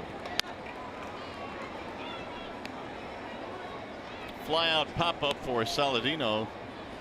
There's one way to stay warm. That looks like the place to be right there, buddy. Out right field. You're up here in the booth. It's pretty warm here, but we don't have a nice toasty fire like that. Or the beverages. I tried to get Mario to come out to a fire rod. He wouldn't do it. He wouldn't do it? No, he wouldn't do it. We were going to go on a camping trip. We wanted to invite you as well. Oh, no, I don't do the camping thing. Oh, come on. No. I'll make you a good fire. Oh, no sleeping bags. None of that stuff. Can you imagine you and I sleeping out with Mario? Oh, my goodness. What a nightmare. Oh, my goodness. He'd love it, wouldn't he? Look at him. I can't think of a more chilling thought right now than that. Soft little pop up to shortstop, and Iglesias drops it. They're going to call him out, though. Dropped that on purpose. And that's going to be the first out. I'm not sure they called an infield fly. I don't believe they did on that play. One gone. That'll bring up Anderson. This camp out that you speak of, can I bring my computer, little internet? And Sure, it won't maybe a work, TV? but you can Won't bring work. it. It'll be good. But if you need to, we used to sleep with teddy bears, okay? Yeah. You sleep with your computer? Is that what you do? That's what I do. Exactly. You go hunting and camping every year, don't you? Well, I like to camp. I like the campfire. Yeah. Absolutely. See some northern lights? Cleanse that soul. Cleanse that mind. But the bears stay away That's from what your it's camp. all about. The bears will come around if you leave your food out. You're not afraid of bears, are you guys? No. I am. Because I would never go camping. All right, let's get a double play ball and get out of this inning. You got to turn it quick because the young man can really run in Anderson. One hopper. And now you can expand the strike zone. Anderson has very quick hands. He's a good fastball hitter. But if you throw him a breaking ball or a changeup, you get him out on that front foot, you might just get a ground ball. Very least, you're going to get a swing and miss. Just like Anderson, you were pointing out that he rushed it and made that error. You want to get an out here if you're the Tigers. Same thing. Catch the ball, make sure you get one out. Don't want to throw yourself into more trouble. 0-2. Good heater there up at the top of the zone. He's got more life on his fastball today. That last one at 92 right by Anderson. Probably going back to the slider, don't you think, Ron? Yeah, either way. Vila might just call for another one upstairs to see if they can get him to swing and miss. You're right away. Didn't bite. 1-2 on Anderson. Double it up.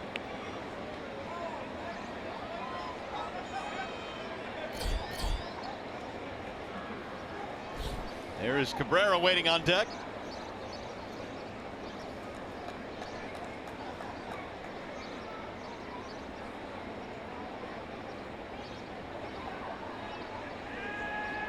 Here's the 1-2. Lifted back out of play. Talked about the contract that Anderson has signed. It was a 6-year deal. And Tim, when he signed the deal this past spring training, the first thing he did with all the new money that he had was bought his mom a new car. As thanks for all the support that she gave him in his career. Got to take care of mom and dad. Absolutely.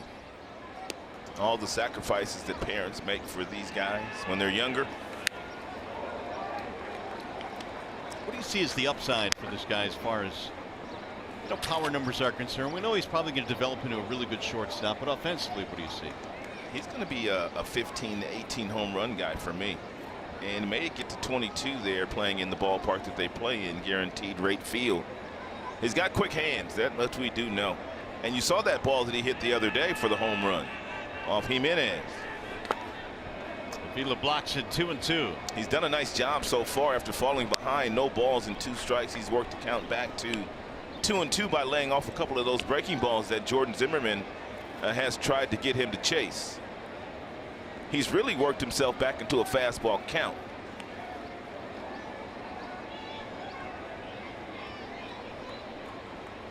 They're making Zim work a little bit here in the 5th. The White Sox gave up 4 in the 4th. Swing and a miss, and away he goes. Stayed with it, didn't he? Yeah, he did. Just kept it, feeding him that slider. I thought they'd go to it 3-2.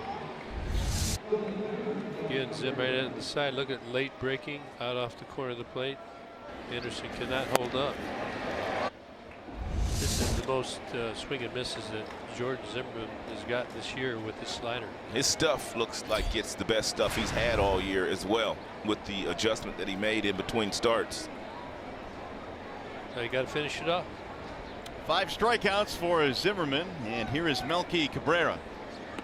Got the number 3 hitter to deal with here. Swing and a miss. Good changeup. 86. Fastball's gotten up to 93. His changeup and his slider has been anywhere from 84 to 86. Melky's a good student. You want to keep it mixed up with him.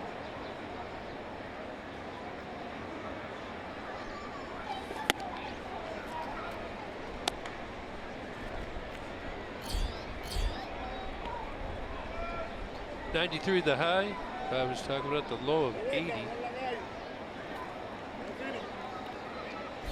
changeup he's using in combination with that slider. Slider going one way, the changeup's going the other.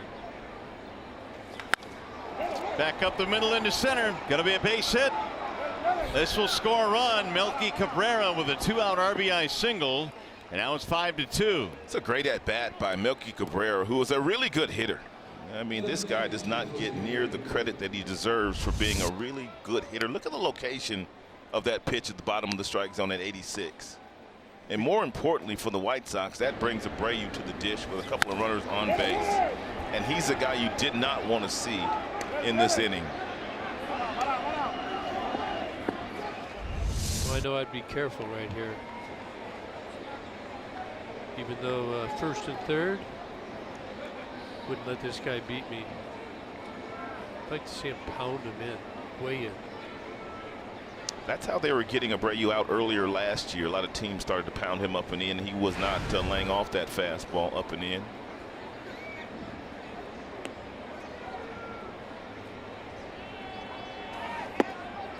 Off speed, strike one.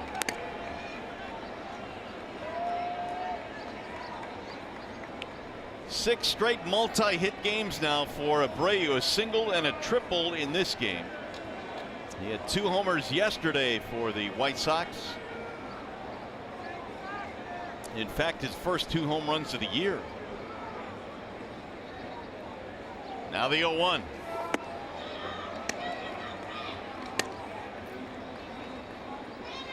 So much is made about Abreu, guys, and his ability to hit homers and drive in runs, but he's just a flat-out good hitter, period, isn't he? He is. He will use the whole field, Mario. That's a great point.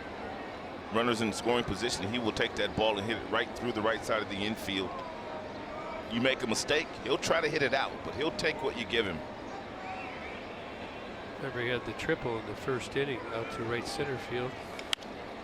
He'll pop up in on his hands right at Kinsler, and that'll cut it off. They settle for 1 run. Tigers baseball today presented by Bell Tire.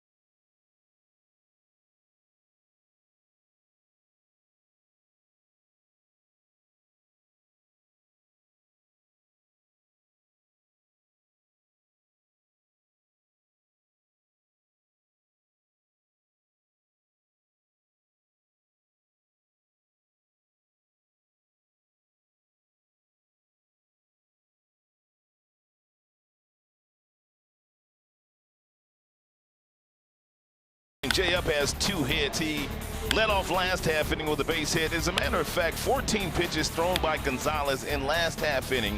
No player saw more than 2 pitches, and they batted around. I don't think I've ever seen that before. 9 batters bat around and only 14 pitchers thrown by the pitcher.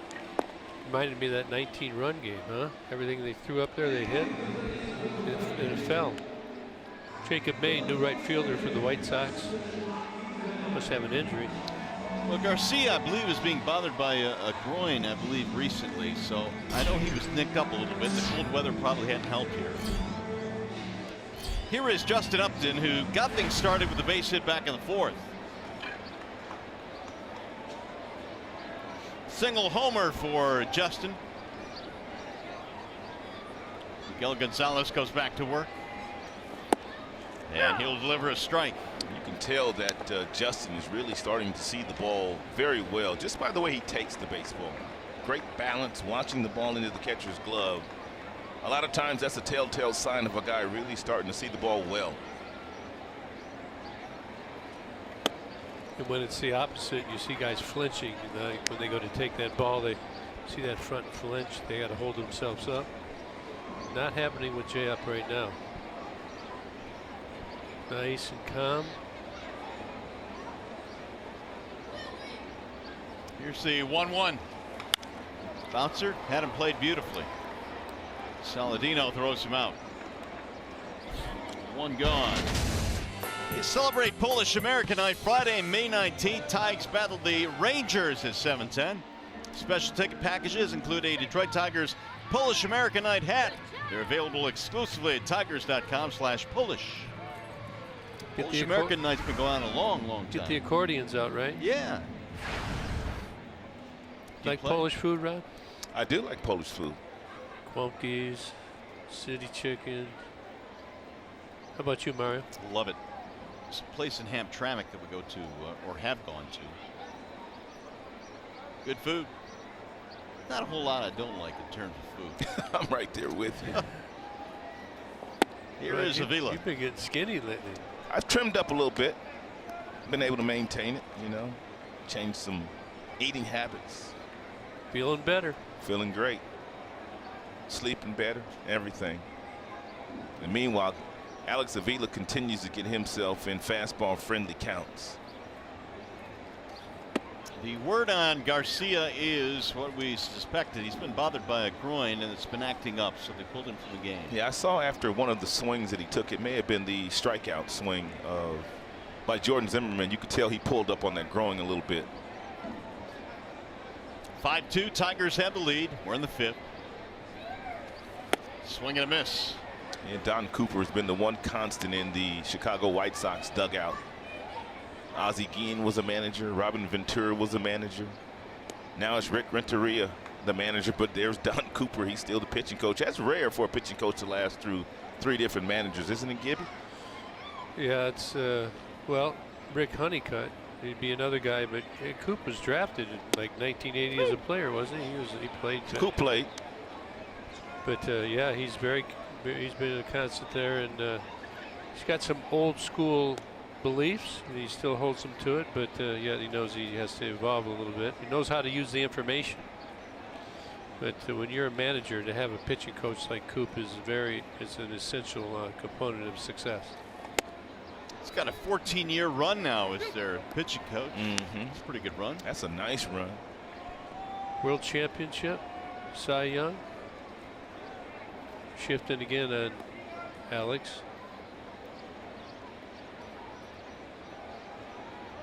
3-2 on Avila.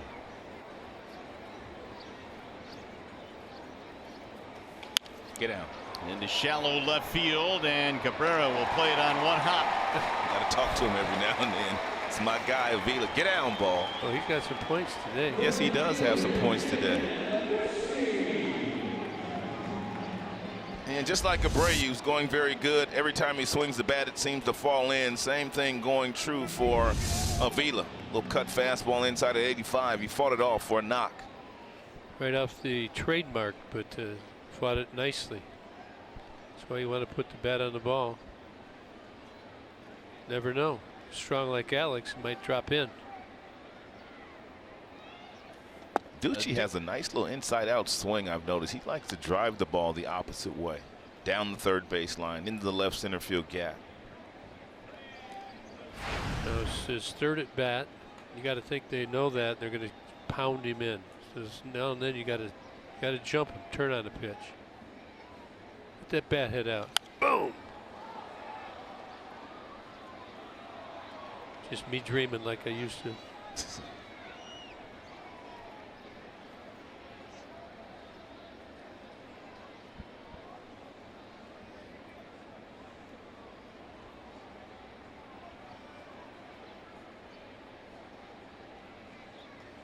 Use that hole over there on the right side of the infield.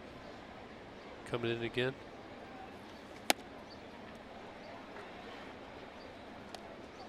Ducey 1 out of 2, a double in his last at bats, driving a run. Gonzalez now at an even 80 for the ball game.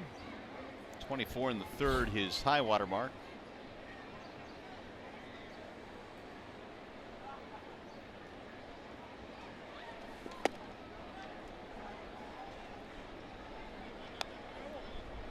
Three and one with Alex on the end of the bases. Probably not going to run here 3-1, but you trust the double D for 3 and 2.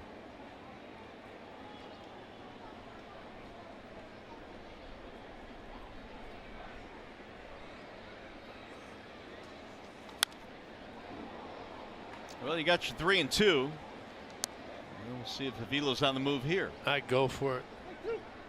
I think he's going to put the bat on the ball. Hicks on deck. Things are going good. Up by 3 runs right now. Get a little aggressive.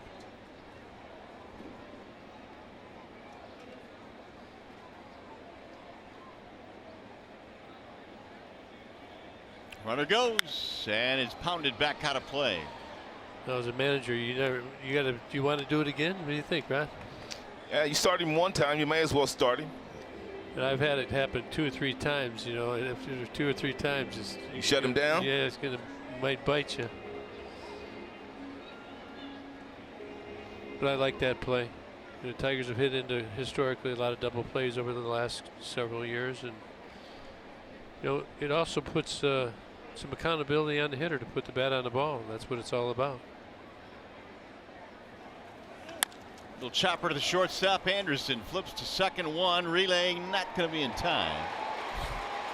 A tough turn at second base, and Ducey beats it out. You start the runner, and Alex isn't very fast, but you know what? He gets down just enough to make Saladino think about getting away from second base. Not as much on the throw. And the Ducey beats it out.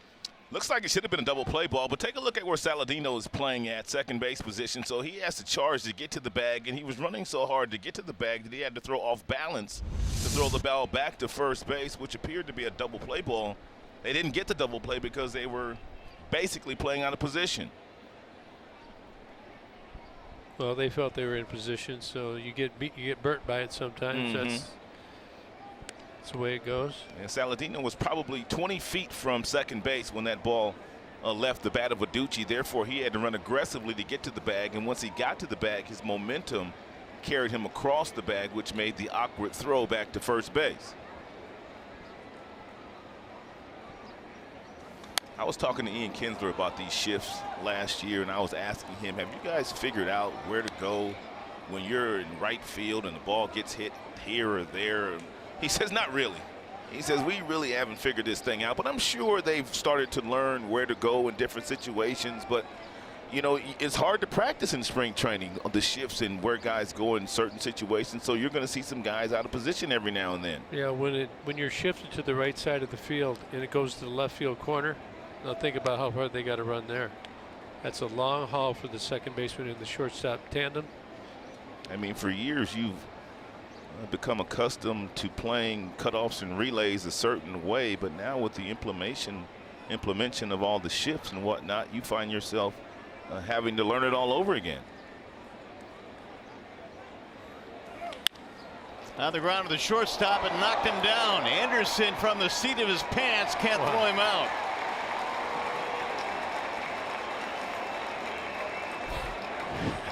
Not a day to remember for Anderson defensively. Yeah, it's been very eventful for the young man today. Looked like he just started backpedaling on the one hopper. He got the best hop, but his momentum, because he was on his heels, caused him to fall backwards, and therefore he could not get anything on the throw. They had to throw out Hicks.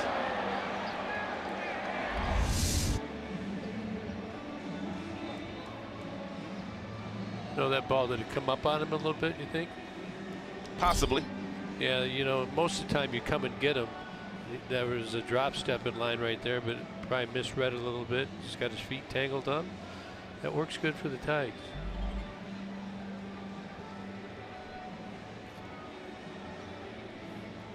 Don Cooper is chased back. 5-2. Tigers lead the White Sox here. And Jose Iglesias will have an opportunity. So Hicks is credited with a base hit.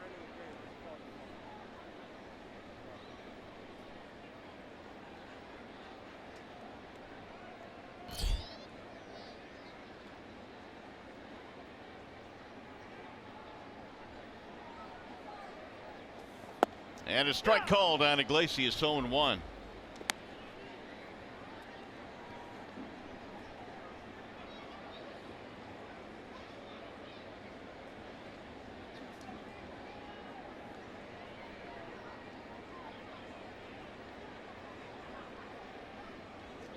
Now Gonzalez ready with the 0-1.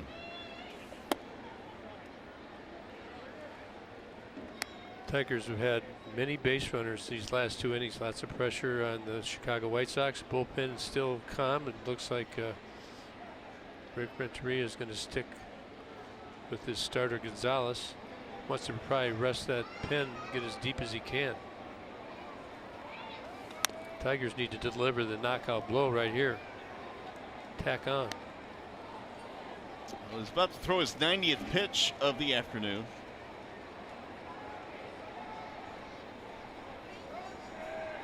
White Sox leaned on their bullpen in games 1 and 2 to pick up victories in the first 2 games.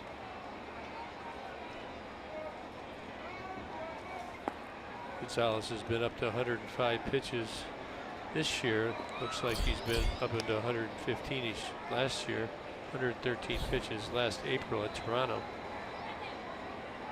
He pitched well when he pitched for the Baltimore Orioles. In the 4 years he was there, he had an ERA that was under 4 in 3 of the 4 years. That's not a bad ERA in the American League East.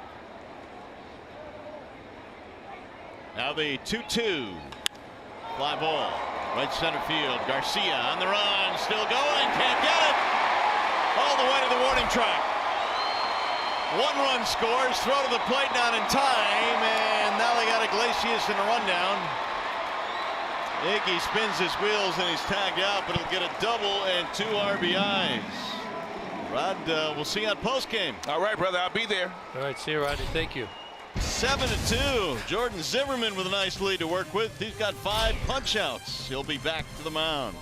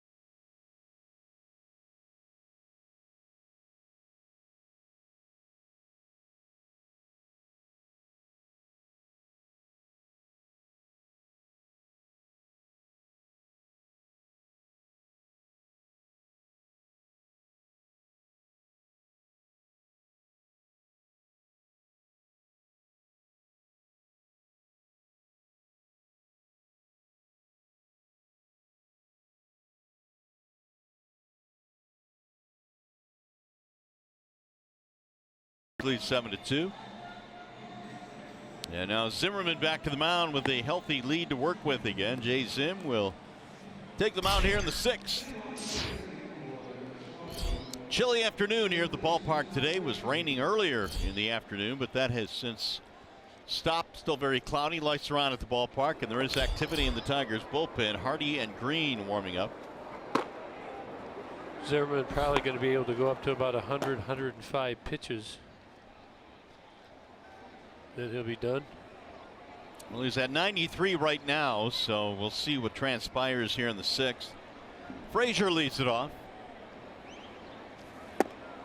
Strike one. Frazier, May, and Ashe for the White Sox.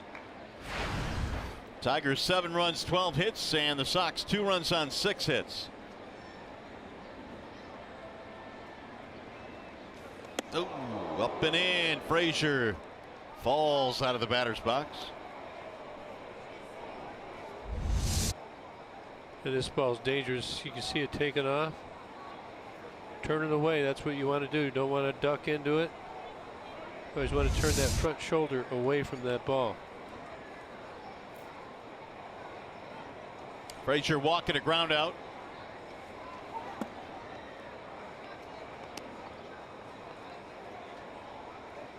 Sim gave up a run in the 1st, a run in the 5th, but he cut off a potential big inning in the 5th when he got Abreu to pop up with 2 men on.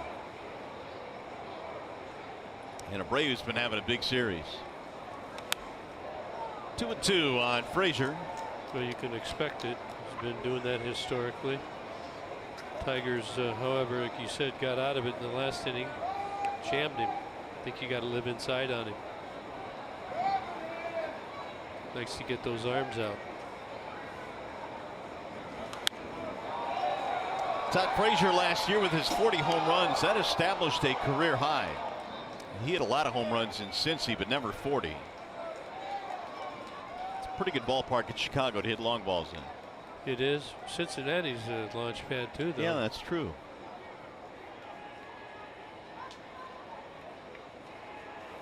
And outside, 3-2. Jordan snaps the ball back. Didn't like that last pitch. Well, he walked the leadoff hitter last inning. He certainly doesn't want to do that again. And that leadoff walk came around to score in the 5th.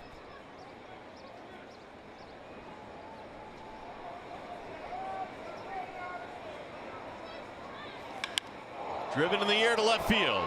That ball is way back, and it's going to go. Home run for Frazier. 2nd home run of the series. And the White Sox get a run back, 7-3. Well, he likes the heater, and he got one right here. Out over the plate. He's a pull hitter. Doesn't hit the ball the other way. You see it just gets middle of the plate. Just a little two-seamer right down the middle. Frazier deposits in the left center field seats. Tigers lead cut to 7-3. Going to be it. It's going to be a Wallside Windows pitching change. Zimmerman departs in a 7-3 ball game.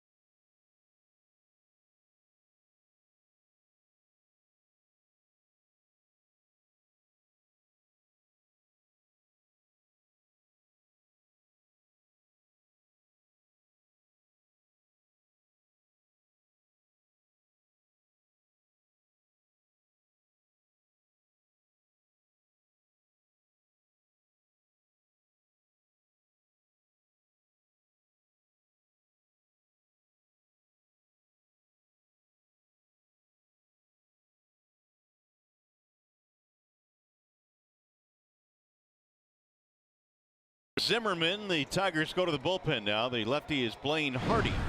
Playing through an inning yesterday. This is his 6th game. Threw the ball well yesterday. 6 strikeouts, only 1 walk. Getting lots of ground balls. Here's Jacob May, his first at bat of the game. Took over for Garcia, who left with a groin injury. May looks at a ball high. Take a look at Zim's numbers. 5 innings pitched, 7 hits, 3 runs. Thought he threw the ball better. I agree with Rod on that. 5 strikeouts. Slider was good. Breaking ball was better. Remember, he was out 5 months last year, so it's a process to get back on track. May a switch hitter. It's been a rough start for the rookie. Just 1 for 30. Off the end of the bat, foul. 1-2.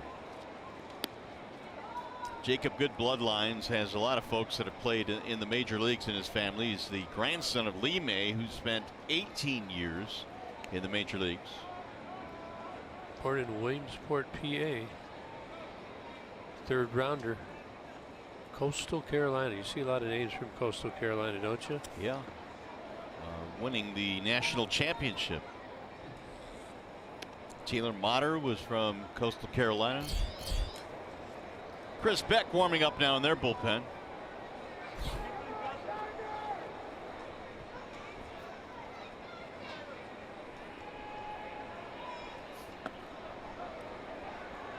Three and 2 on May.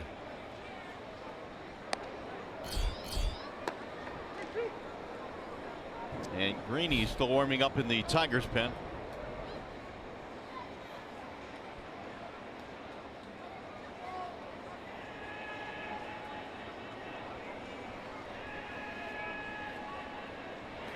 Swing and a miss. Down he goes. Hardy strikes him out. 1 gone. How about our showstopper from last night? Did you happen to see what took place in the Dodgers game at Dodger Stadium? Back to back to back to tie. Then a walk-off single by Alex Gonzalez. Adrian Gonzalez. 3 straight homers and then Adrian Gonzalez an infield single to score the winning run. Unreal.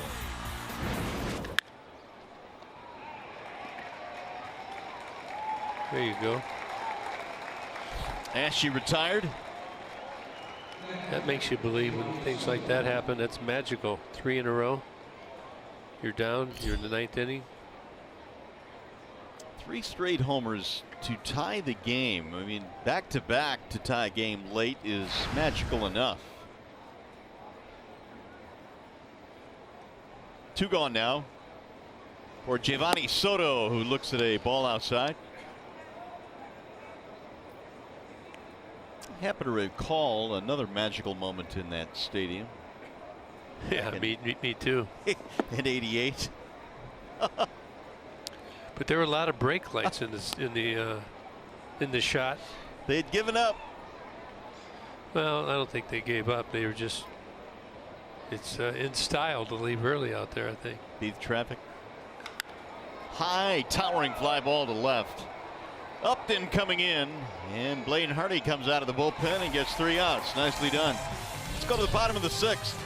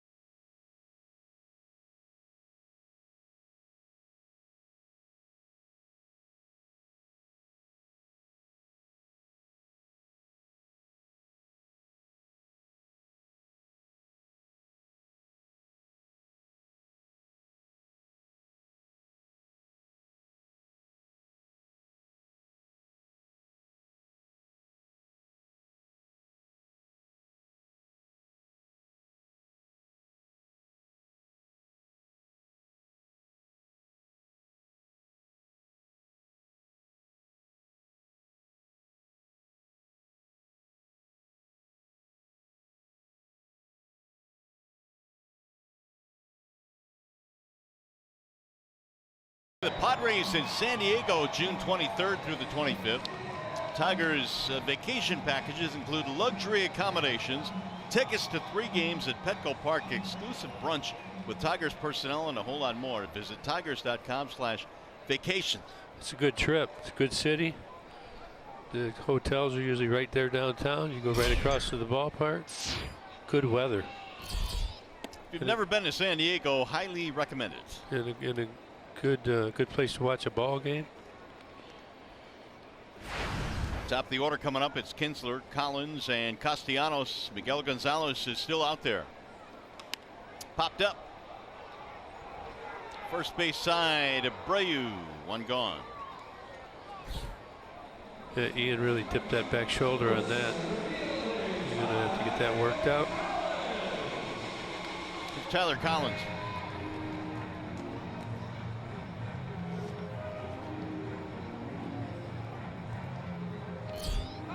Tyler in the ball game is over 3.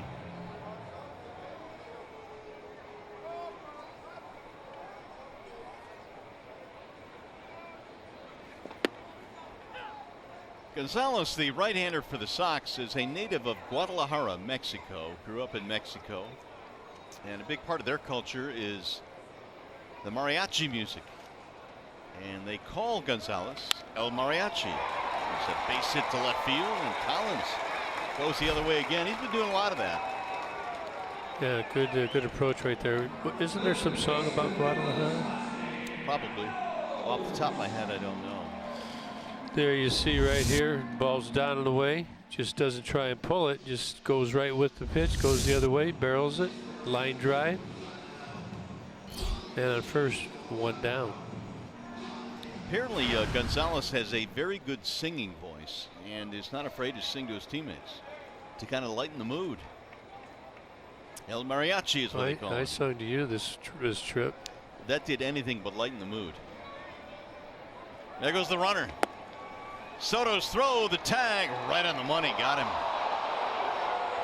Pretty good throw right there by Soto, who last year threw out just 10%. Right on the leg. Yeah, that is a good throw, and he doesn't throw it back very well to the mound. Yeah, he's out. There in the back. Good job by Saladino. He gets up there and kind of half blocks the base. Forces Collins to go to the back. Bases are empty now with 2 outs. Castellanos, big day, single, walk, double, and an RBI.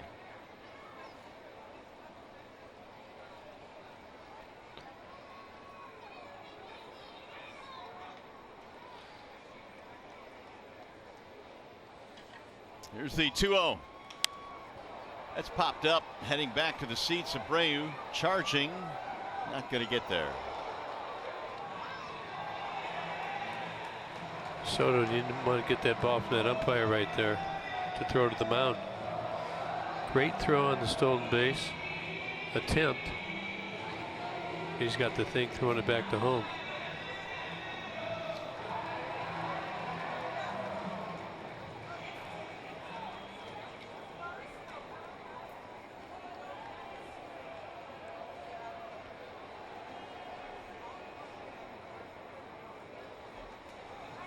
Nick gets a new bat.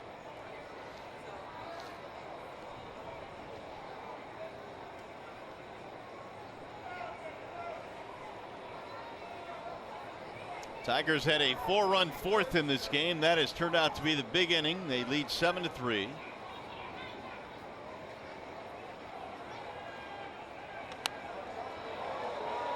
Two.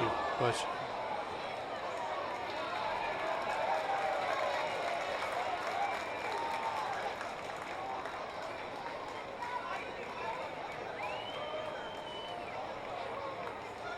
Big smile.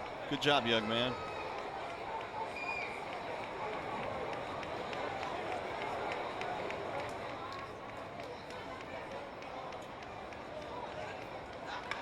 Ground ball, base hit, left field is another hit for Castellanos.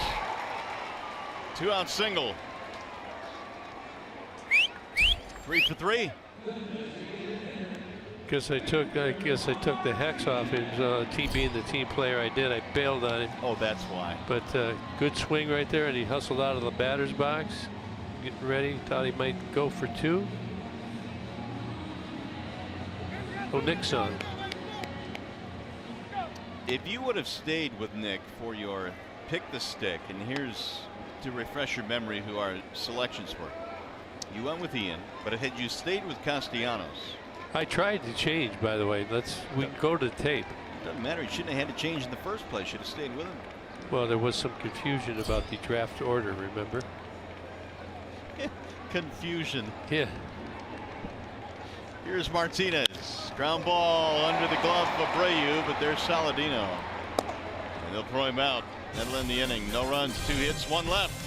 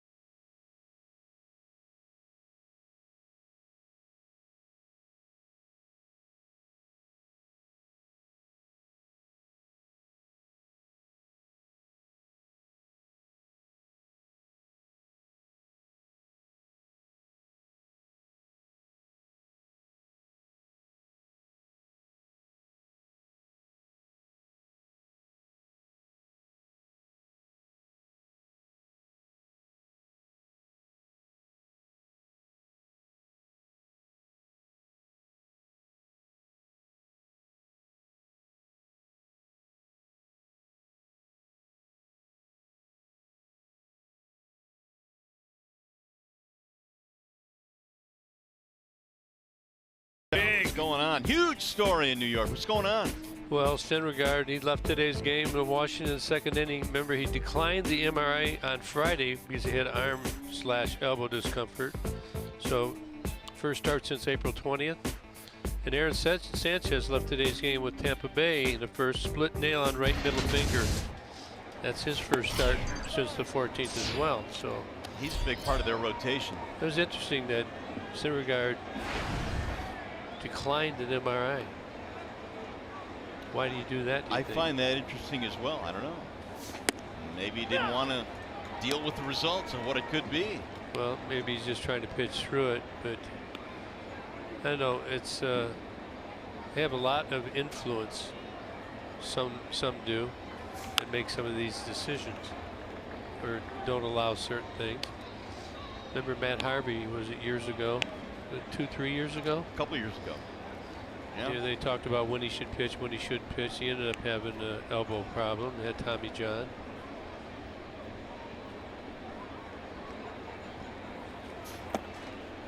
Leury Garcia leading it off, then Saladino and Anderson. Agents do call sometimes to the managers or the general managers. And it's not enjoyable to deal with that part of the game. You know, even Strasburg a couple of years ago with the Nationals. A little chopper hit slowly toward third. Hardy. Kidding me. Man. Let it go anyway, but no chance to get Garcia. Goodness, that's a good swinging bunt. Lifts that front leg out, swings. Of course, nobody's expecting that to happen. I think Brad may make a change right here. Shane Green. Yeah, Greeny. And a Wallside Windows pitching change. We'll be back.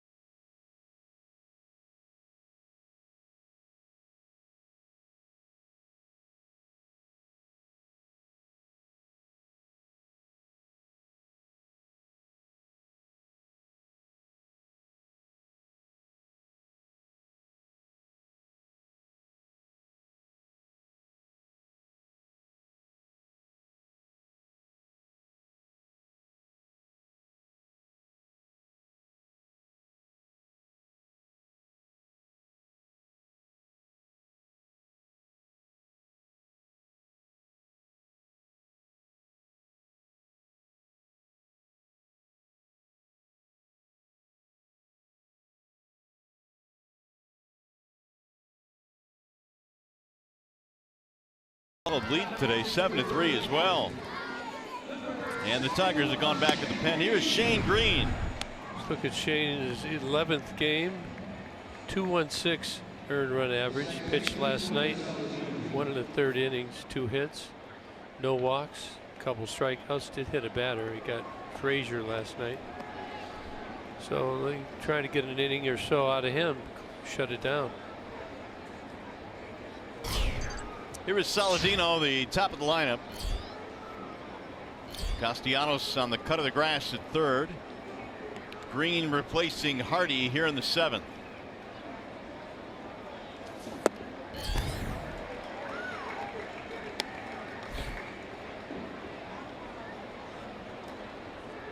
Sim went 5+1 batter before departing. Then Hardy got 3 outs in the 6th. Greeny kind of slow there on his delivery to the plate. White Sox might try and take a bag here.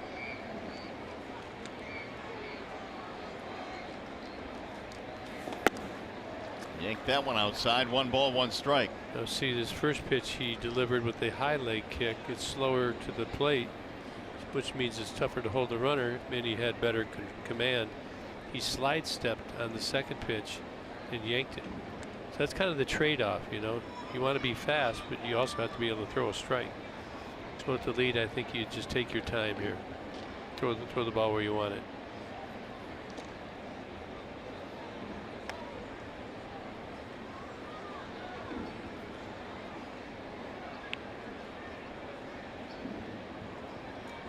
Fly out and a couple of pop-ups for Saladino.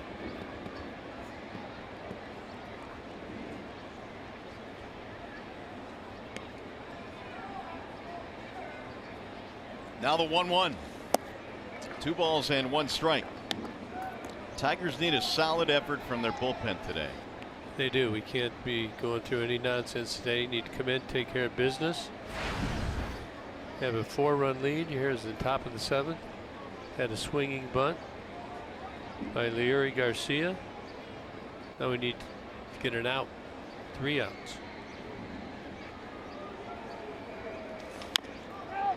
Tiger pen this year at 6.78 in the ERA department. That's down at the bottom of the league. So they got to get it together.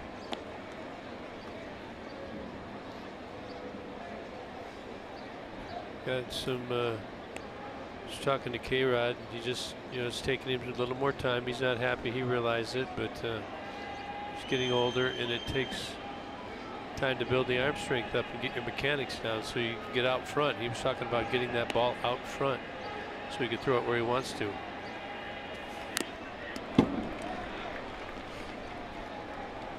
What we mean by out front is when they release that ball, it's just like the word says, out front. Sometimes they try and maneuver it. The body's ahead of the arm's dragging. You're trying to make the correction, but it's not out front and you cannot control it. You get out front, you can throw it downhill. Better life on your pitches and location. The 2-2 is low. Now it goes 3-2. Well, this is the part of the lineup that you don't want to mess with. You got the 2 middle guys, Cabrera and Abreu. They're lurking. It is only a 4-run lead. Should be enough. Make him swing the bat. Make him earn everything. Green's 3-2. Swing and a miss. He struck him out. Big Good pitch. And a good pitch.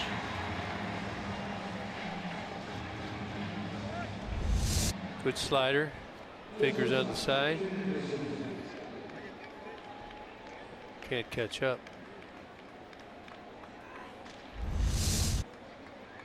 Saladino, he likes that heater out over the plate.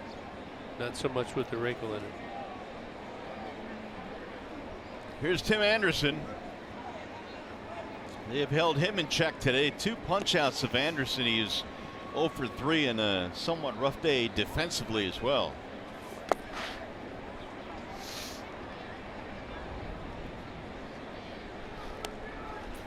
Green spent last year making the transition from the rotation to the bullpen for the Tigers.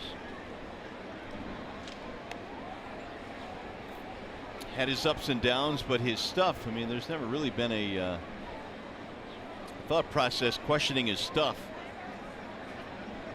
The 1-0. Way inside. 2 balls and no strikes. 9 pitches, 4 strikes. Struggling with his command.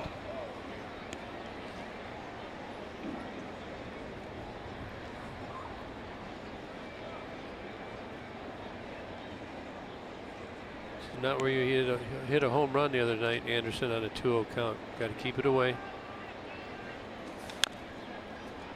2-1. Try to yank that.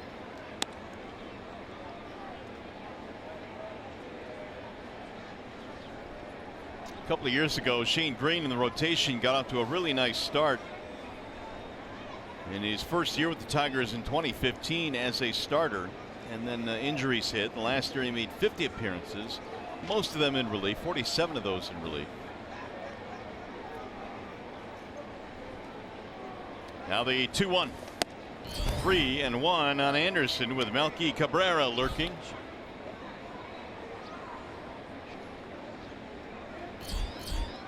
And then Abreu, so the middle and powerful portion of the lineup due up in this inning.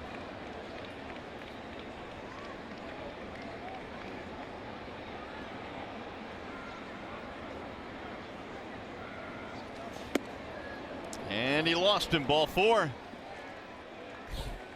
So a walk for Anderson. That'll put 2 men on. And it brings Avila out to the mound to have a visit. Yeah, you're messing with fire right here. Talked about the big part of their lineup coming up. Melky Cabrera, a very established hitter. Abreu, who's killed the Tigers. Frazier behind him. Got to trust. Greeny's got great stuff. Velocity. He's got movement on his pitches. His fastball, his 2-seamer, and his slider. He's got to trust it. Can't back yourself into a corner here. Well, fans, if you can't catch the games on TV, you can stream them live on your mobile device with Fox Sports Go.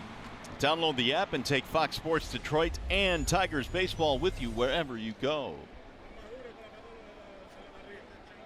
2 men on now for Chicago. They have 8 hits. Tigers have 14 today. Alex Wilson getting warmed up now.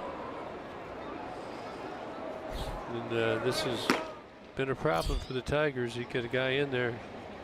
You have to use multiple pitchers to get out of it. It's okay for today, but as you get into the season, wears them out. Well, Cabrera in this game with 2 more hits, both singles, a run scored, and an RBI.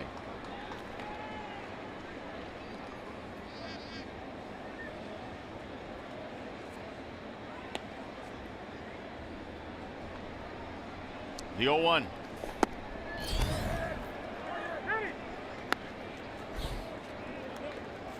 Cabrera's base hit in the 5th inning came with 2 outs to knock in a run. We mentioned he's hit over 300 career against the Tigers. He has continued that in this game. Well, ideally, you want to think about how it plays out into the 9th inning. For every guy you don't get, it increases the odds of them getting back to the middle of their order. Cabrera, Abreu, and Frazier. That was Sael Garcia now out of the game. It's a break for the Tigers. Need a double play right here.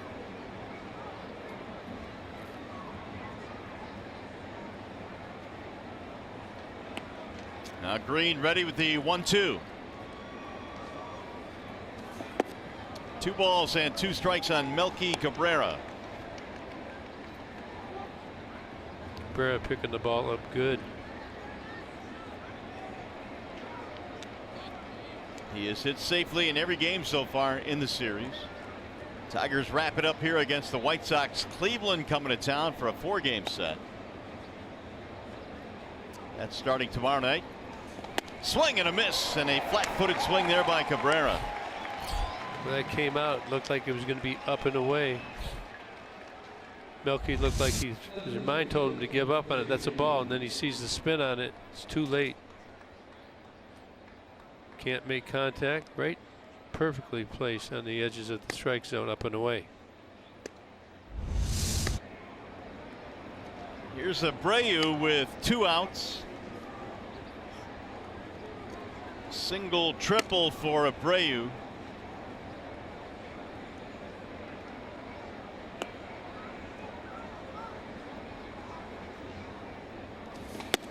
And a strike on the outer edge, 0-1.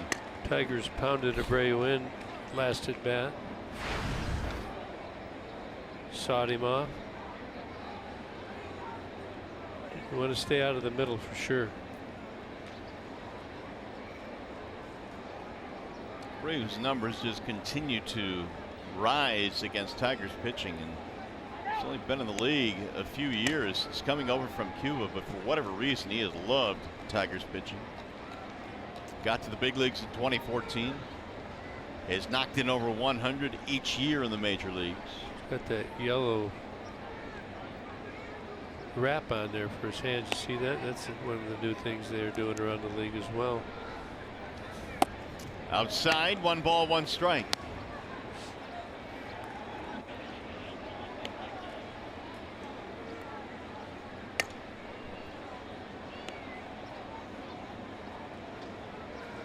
Tigers hoping to get Miggy back soon.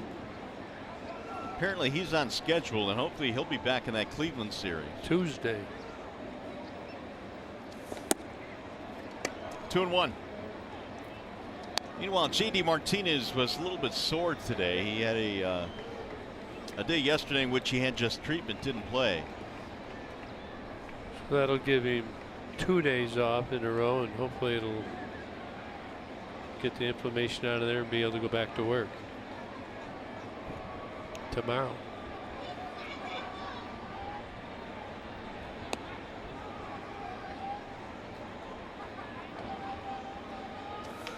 Little bouncer to second base. There is Kinsler.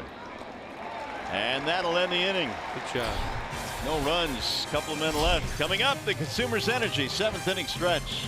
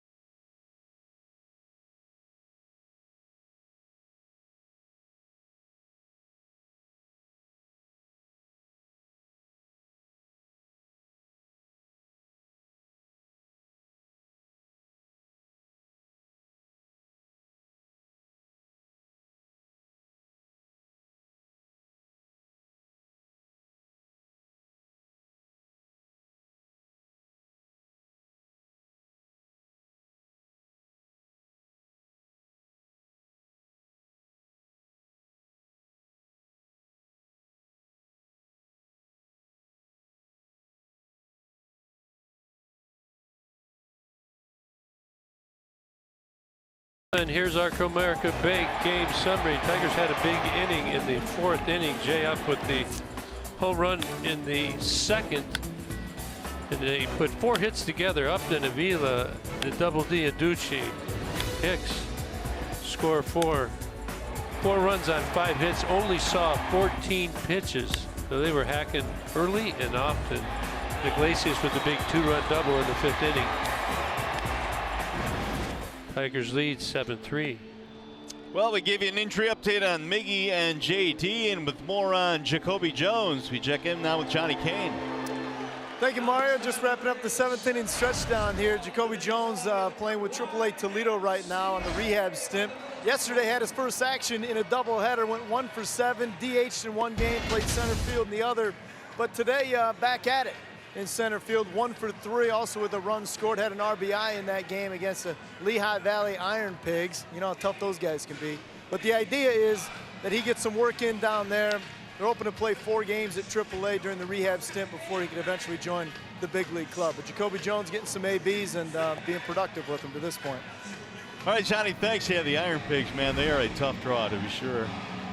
Meanwhile, the Tigers trying to hold on to this victory here. They need a win here in the final game in this series. And those fans that stuck around through the rain early are enjoying themselves right now.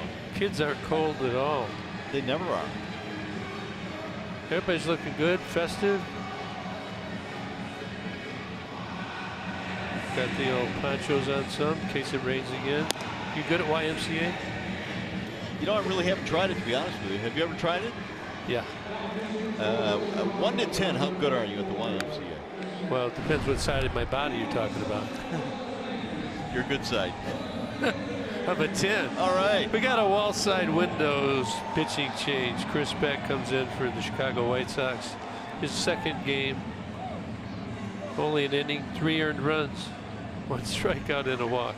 No walks. Justin Upton, the first man to face him. It'll be Jay Up and then Avila, then Aducey. Tigers lead 7-3 as we play here in the bottom of the 7th. Gonzalez done for the day. Beck, the new right-hander, brings it home and throws high and away. Chris Beck, fastball, slider, changeup. 94 miles an hour tops on the fastball. About 65% of the time with the heater.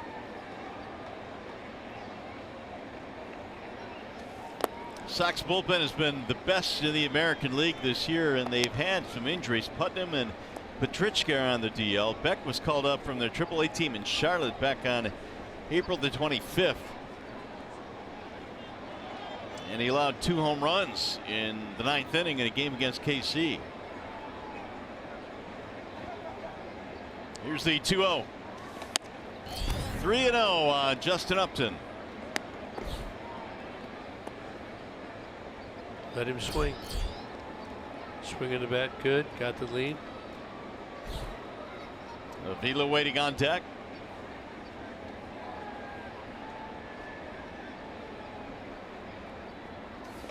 Ball high, and that's a 4-pitch walk for Upton. Good job, seeing it good.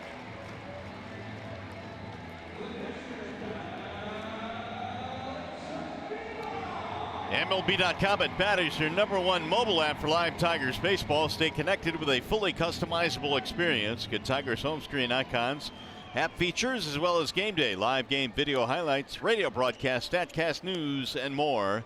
Get MLB.com at Bat today. Now Avila, who has 3 hits and a run scored.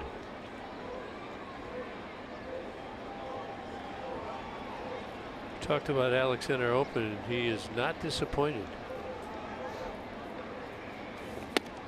Avila spent last year with these Chicago White Sox after spending the entire big league career of his in Detroit.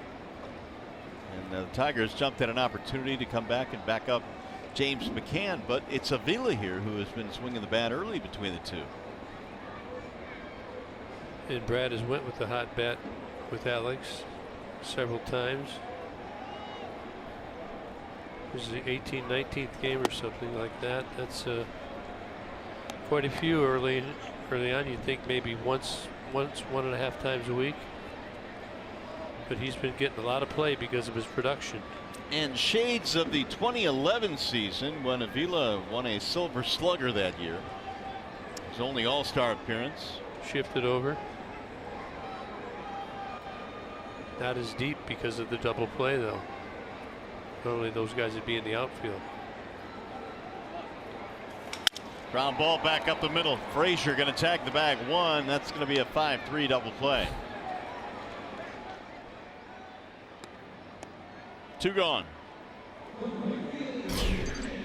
We're at a cool, chilly Comerica Park in downtown Detroit today.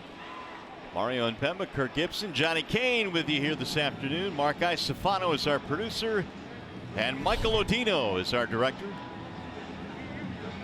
A little bit of rain early, but turned into a pretty good day. It is a little chilly, like you said. Fans have stayed in here with us. Tigers with the 7-4 lead here in the bottom of the 7th. Paws is grinding it out today too, man, through the rain. Sun's starting to peek through the clouds. Rain doesn't bother Tigers at all. You mean real Tigers? All Tigers. Want to know on a doozy? Is it Paws real? I mean, yeah, actually, yeah. Come on, man. Don't ruin it for me. 1 ball, 1 strike on a doozy.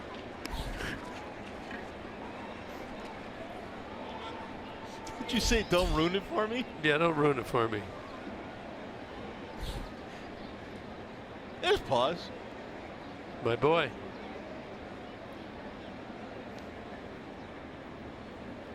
Paws takes more pictures in the crowd than you do. Very popular. Should be. Yeah, he's good. 1 and 2 on a doozy. Well, he chipped in with an RBI double in the 4th inning. 1 for 3. Got a couple of runs scored.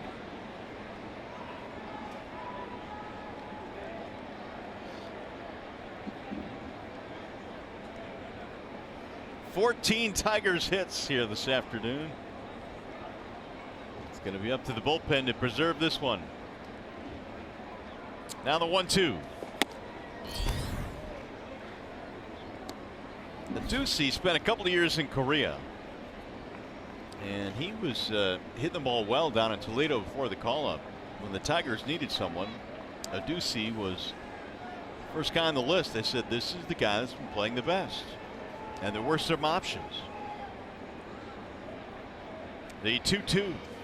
Outside 3-2. We've got rovers that go into every minor league city. They travel around, the field coordinators. You have certainly the managers. Mike Rojas is down there. Lance Parrish is at Erie. And then, you know, they're making scouting reports nightly on all these players. So you never know when the call may come. And they pulled him, didn't they pull him out of an at bat? Adusi? Yeah. There's a ball low and away. He's going to draw the walk. I think you're in trouble. Hey, get back in there. Second walk in the inning for Beck. Here is the other Toledo Mud Hen that has come up and done a marvelous job for the Tigers. He's a good pickup for the Tigers. They picked him up last year. He was exposed by Minnesota. Had a good year at Toledo last year. Saw a little bit of him in spring training. Impressive. He's strong. Got some sock. 2 more hits here this afternoon. A couple of singles for Hicks. Catcher and playing some first base for the Tigers.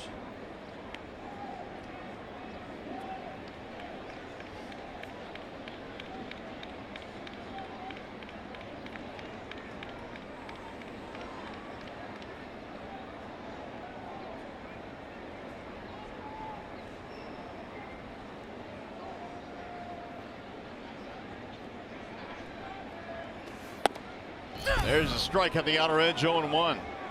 What happened to the 12-second rule, huh? Very deliberate. You know, that is one of the rules we really haven't talked about. When we talk about pace of play, it seems like some of these rules that and guidelines that have been put in place, don't know that they're actually being enforced. Well, they come out with the intention, then after a while it just kind of gets watered down. Kind of drift back to the way you used to do it. 1 ball, 1 strike. Tigers have played a lot of long games this year so far.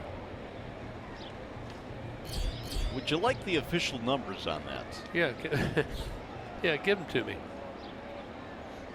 Tigers are averaging about 321 per game, which is the longest in the American League.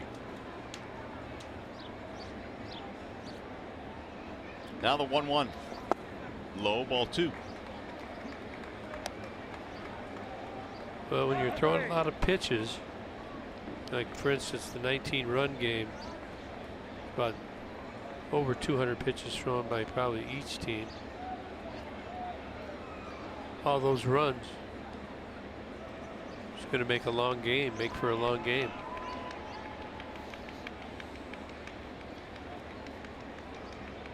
Beck's 2-1. 3-1. Here you go, Gibby. Ask and you shall receive. Tigers at 321. Got Cleveland, Boston, Tampa, and the Cubs. Now, Boston, they're always up there. The Yankees are not in there. There's usually Boston and the Yankees. But if you have a lot of Boston Yankees games, they will move into this group. Both of them. So the Tigers taking on the Indians the next 4 nights. Get your rest. Buckle in. Stick around for a good win. 3-1 pitch. Ground ball and gloved by Saladino. Little pirouette to throw him out. 2 walks, no damage. You're watching Tigers baseball, presented by Bell Tire.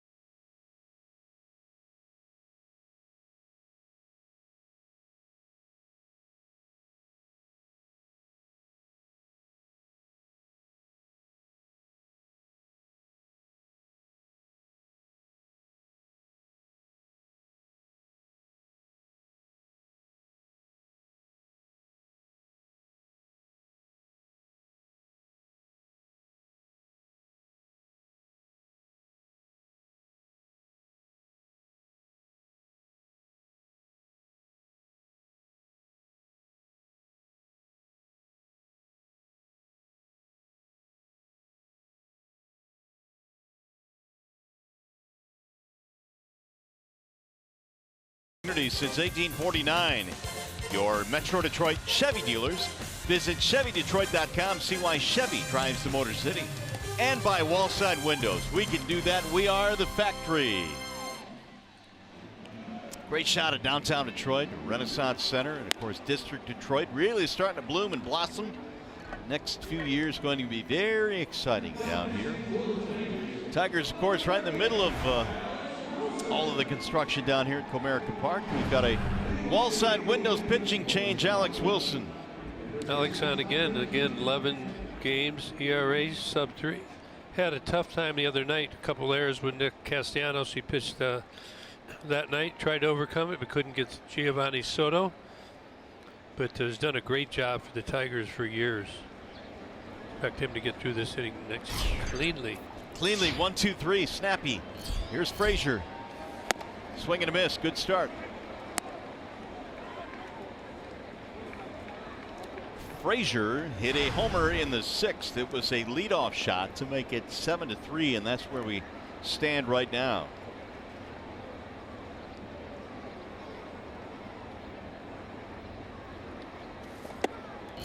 Move back. 1 ball, 1 strike. Frazier got drilled the other night. So you can see the Tigers know it's important to keep that ball on the inside part of the plate.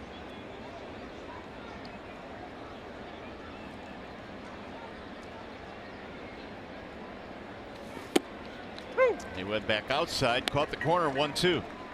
You can do that if you establish enough pitches inside.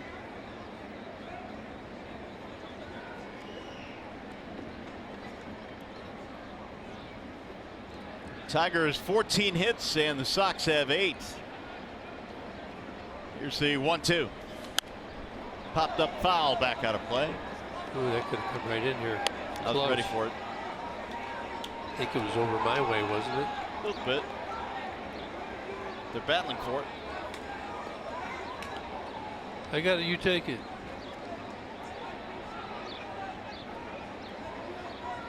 Smack talk right now. Oh, a little selfie going with the ball.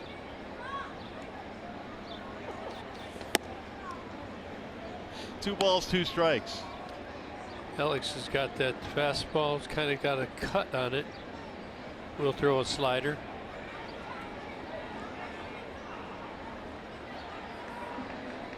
Usually has very good skills as far as locating his pitches. Fly ball center field. Collins backing up. One away. We were talking about District Detroit a little bit earlier. With more on that now, here's Johnny Kane. Yeah, guys, what a time, to be associated with downtown Detroit and all that's going on here. You know, the Detroit Pistons, just a couple of days ago, they submitted a bid to get the NBA All-Star Game down here in 2020 and 2021. So that would be at the new Little Caesars Arena, of course, that being the new home of the Pistons and the Detroit Red Wings. But you want to talk about, some of the history here in Detroit. You've had the Ryder Cup, we had the Super Bowl, the MLB All-Star Game, the Final Four, and now potentially an NBA All-Star Game. So really a great time to be associated with our sports teams here in Detroit, and certainly the Renaissance taking place downtown. And again, a new day in Detroit, that'll be shown a little bit later here on Fox Sports Detroit later today. So if you missed it on Friday or Saturday, you got an opportunity to catch that show today. That is a great special, great show that you're not going to want to miss. If you have not seen it yet, make your plans to tune it in. Outstanding show talking about the history of Detroit and what it's been like to live in the city, where we're going. Pretty cool. Yeah, I'm sure you're not really understand the scope of what is happening downtown. Jacob May, the batter. 1-2. He struck out in his first at bat, hitting right-handed. Now he switched around, hitting left-handed. May had to come on for Avisail Garcia, who left with a groin problem that had been bothering him. Another souvenir handed out. Another happy fan.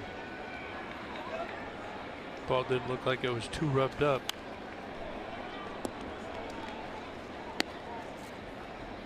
It's been a rough go for May here at the start of the season, batting .032, just one hit this year. And you always come to that point, Gibby, I think, with young players. This is his first year in the big leagues. How long do you go and let him try and work out of it? Well, it depends on your need. And it does players good to come up, get their feet wet, maybe experience some failure, then go back down. Competition's not as severe. All these foul pitches, if you look at him, are way off his label. He's really kind of coming around the ball. But he is battling. He's a battler.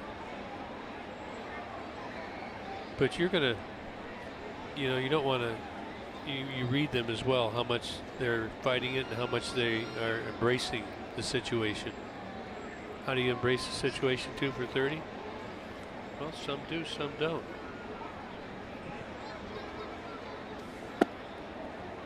Low ball 2. Start running from it, then you need to probably go down to AAA or wherever they're going to send you. May last year at AAA had a .314 batting average and also stole 19 bases. Well, he has the ability.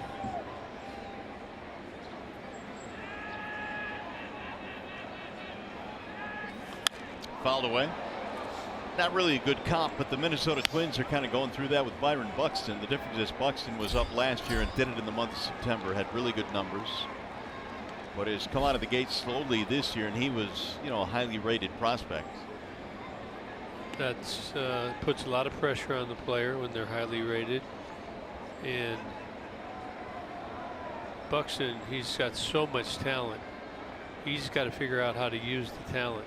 You can't read your way into it. You know what I'm saying? Yep. Wow. On the outside corner, curled one around there for strike 3. Pretty good pitch by Alex Wilson. Set him up good. He's got a 3-2 count. Watch this ball starts off the edge, backdoor slider, and Alex with the sell. Right on the edge. So that pitch right there, you see it and you tend to give up on it, and then it just moves over on you. Hopefully, when you're a young kid, you go to school on that and you don't let it happen again. Cody Ashe will step in and wave and miss. 0-1. Ashe 1 out of 3 in this game.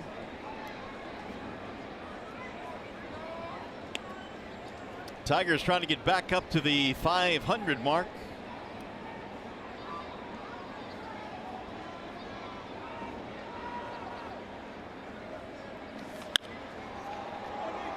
Heading back to the seats. And Castellanos going to get there. Came back to him. 1, 2, 3 inning.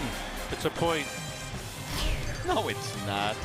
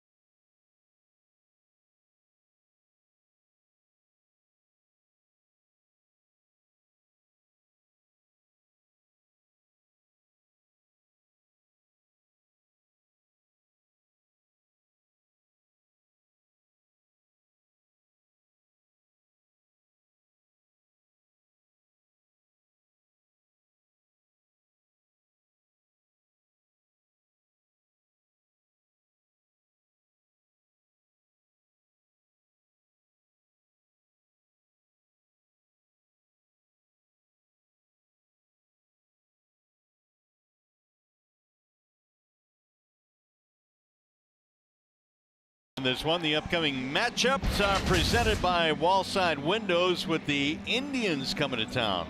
Bauer versus Norris, Kluber versus JV, Carrasco and Boyd, and then Salazar and Michael Fulmer. It'll be a battle. Tigers took them down in Cleveland. Cleveland playing well. They're 14-10 on top of the division. Yeah, the Indians won today convincingly over Seattle. Hoping Miggy will be back on Tuesday for That'd the be second good. game. Yeah. So 3 out of the 4 Cabrera would be part of in that series. Iglesias leading it off. Big day for Iggy. 3 RBIs, 2 hits. Woo. 0-2. Chicago on the double that Iglesias hit was cheating in out in the outfield. They got burned. A little more respect in this at bat. Garcia not playing quite so shallow.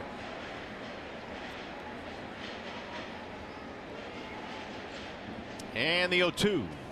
Bouncing ball, third base side, Frazier. 1 out. K-Rod warming up in the pen. It's been a while since he's thrown, so you're going to get a chance to shut him down.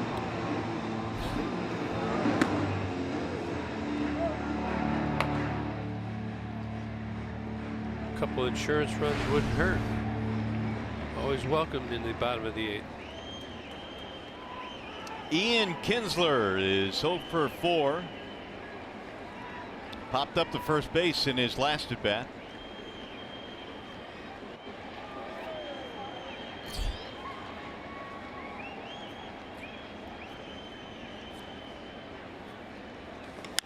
Ian pops this one up, shallow right field. Saladino going back, runs it down. Nice play. 2 gone. Everything in the air for Kinsler today. Yeah, first pitch swinging the last 2 at bats. Ian looks like he's searching a little bit right now. Vila 3 hits, Castellanos 3 hits. Upton has a homer. 2 runs scored. Alex has 3 hits, huh? Oh. Here's Tyler Collins.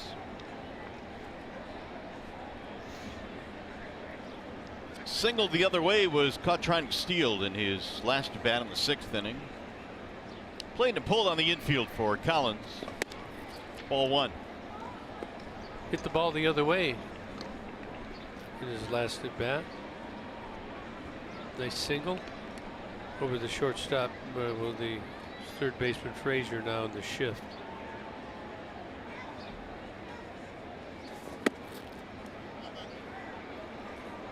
Talk about the 4 games the Tigers have coming up against the Indians. Certainly critical games, but they will have 2 rather lengthy road trips coming up in the month of May, which is right around the corner.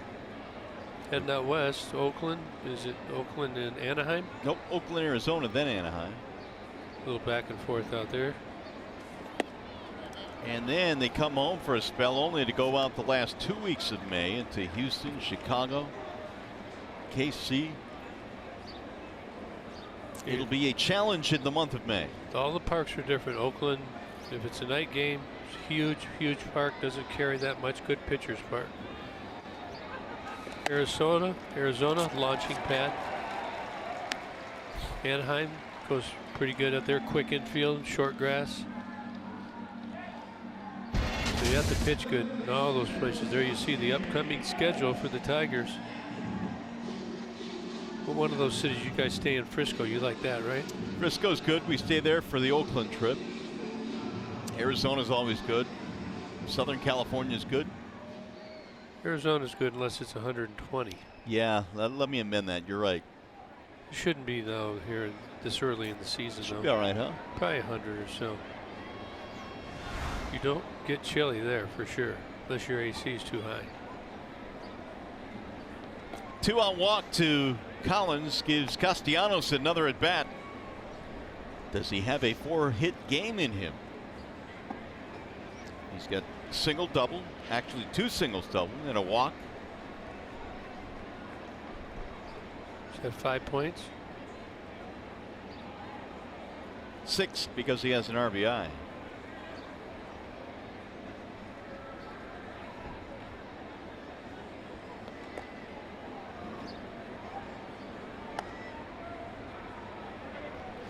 Well, Tyler Collins got caught stealing earlier in the game. He's got any thought of going, you need to get off the bag. Little more does not have a good move. Beck's move is not that good.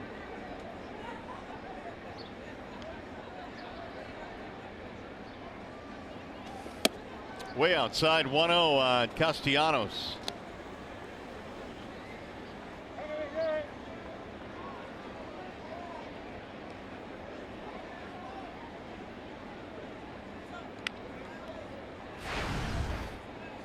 Tigers lead 7-3 in the 8th, looking for more. 8-9-1 due up when we get to the 9th for Chicago.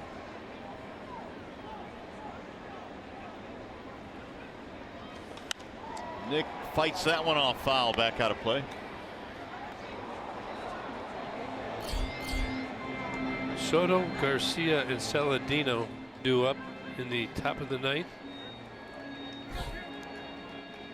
Francisco Rodriguez looks like he's going to come in.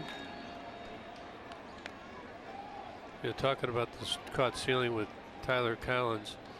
It's kind of interesting when you get thrown out. You got to think of your, I guess, your confidence, your demeanor. Does it shut you down, or do you still believe you can make it?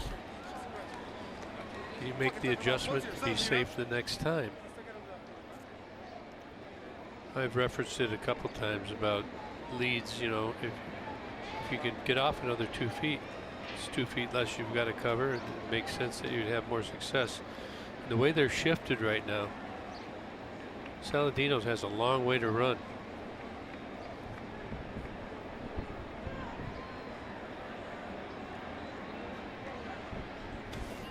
Ball 2 to Castellanos, 2-1.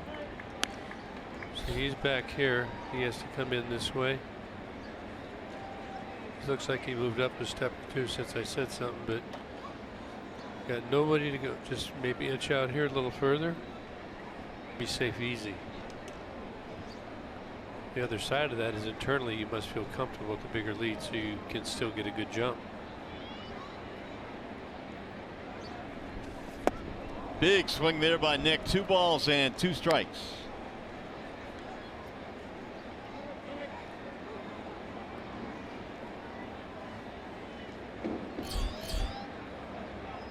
And Victor waiting on deck should Castellanos reach. That came on in the 7th. Gonzalez gave them 6, but his pitch count started elevating in the 4th and 5th innings. Here's the 2-2.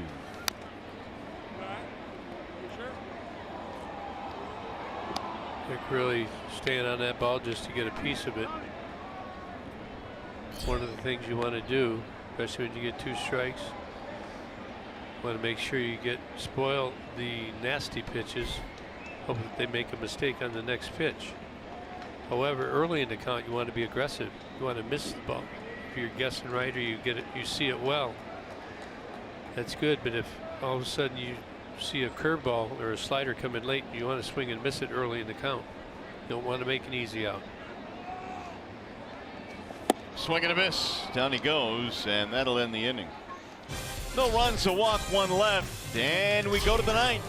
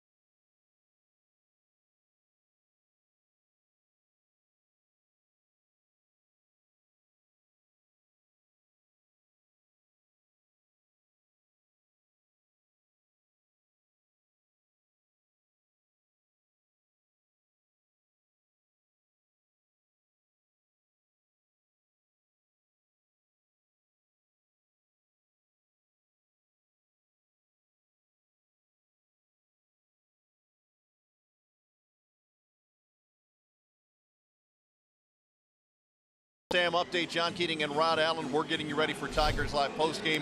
Miguel Gonzalez came in as one of the best pitchers in the American League through the first month of the season, and finally the Tiger bats woke up today. Well, we talked about this in the pregame show today. The Tigers had to match the intensity and the energy the White Sox had brought to the first couple of games of this series, which allowed the White Sox to take the first 2. Tigers did that today. Jay Up with a big day. Iglesias with a big day. Alex Avila also with a big day today with the bats.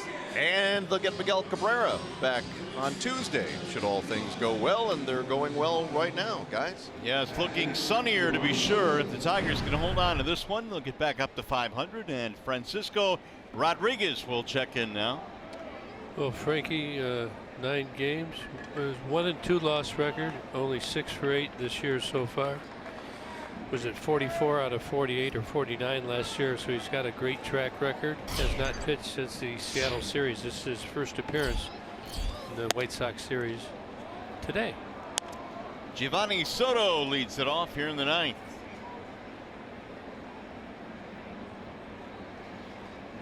Talked about a little bit earlier. Frankie's been trying to get that hand out front. Good extension where he can aim the ball better than he has been. Better control. 7-3, Tigers have the lead. They've out-hit Chicago 14-8. Soto walking a run scored, otherwise 0 for 2.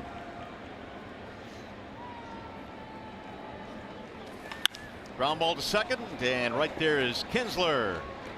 1 out. Ian been struggling a little bit with the bat, but I tell you, the kid always stays steady in the defensively as well. Kind of hard to do sometimes. You start grinding it out. Some days you get tired because you play every day. Very solid. Tigers will not have an off day until a week from tomorrow. They'll play all of next week and into next weekend, then have an off day in Arizona.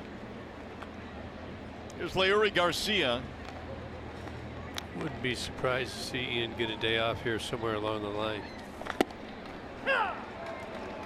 Doesn't mean you can't play, you know, you just maybe not start, get a little mental blow early.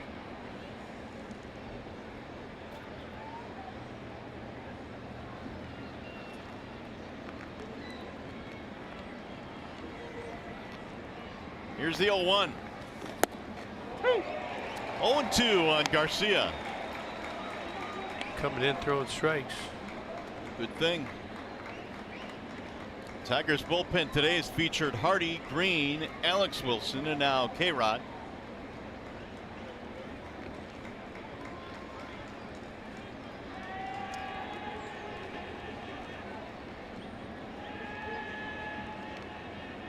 And the 0-2. A little more velocity today, 90 mile an hour on that fastball.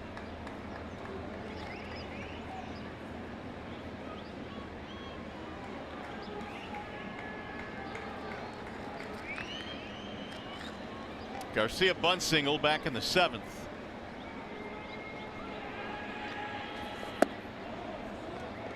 Two and 2 the count.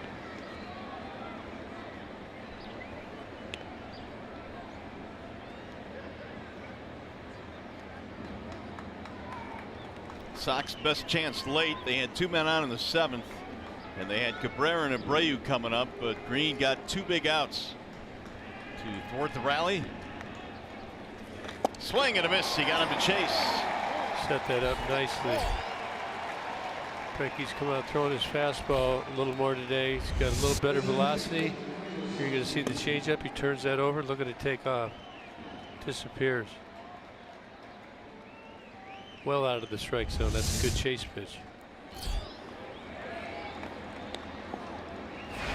So the White Sox down to their final out. Tyler Saladino 0 for 4 this afternoon.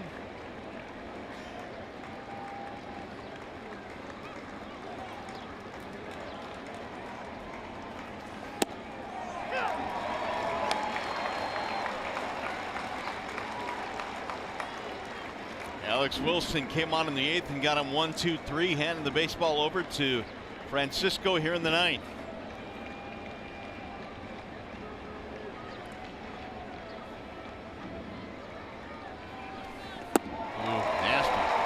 Good curveball there. Good speed variation. Big swing. Look at this. Big curveball. Good action. Down at the bottom of the zone. 0-2 Tyler Saladino.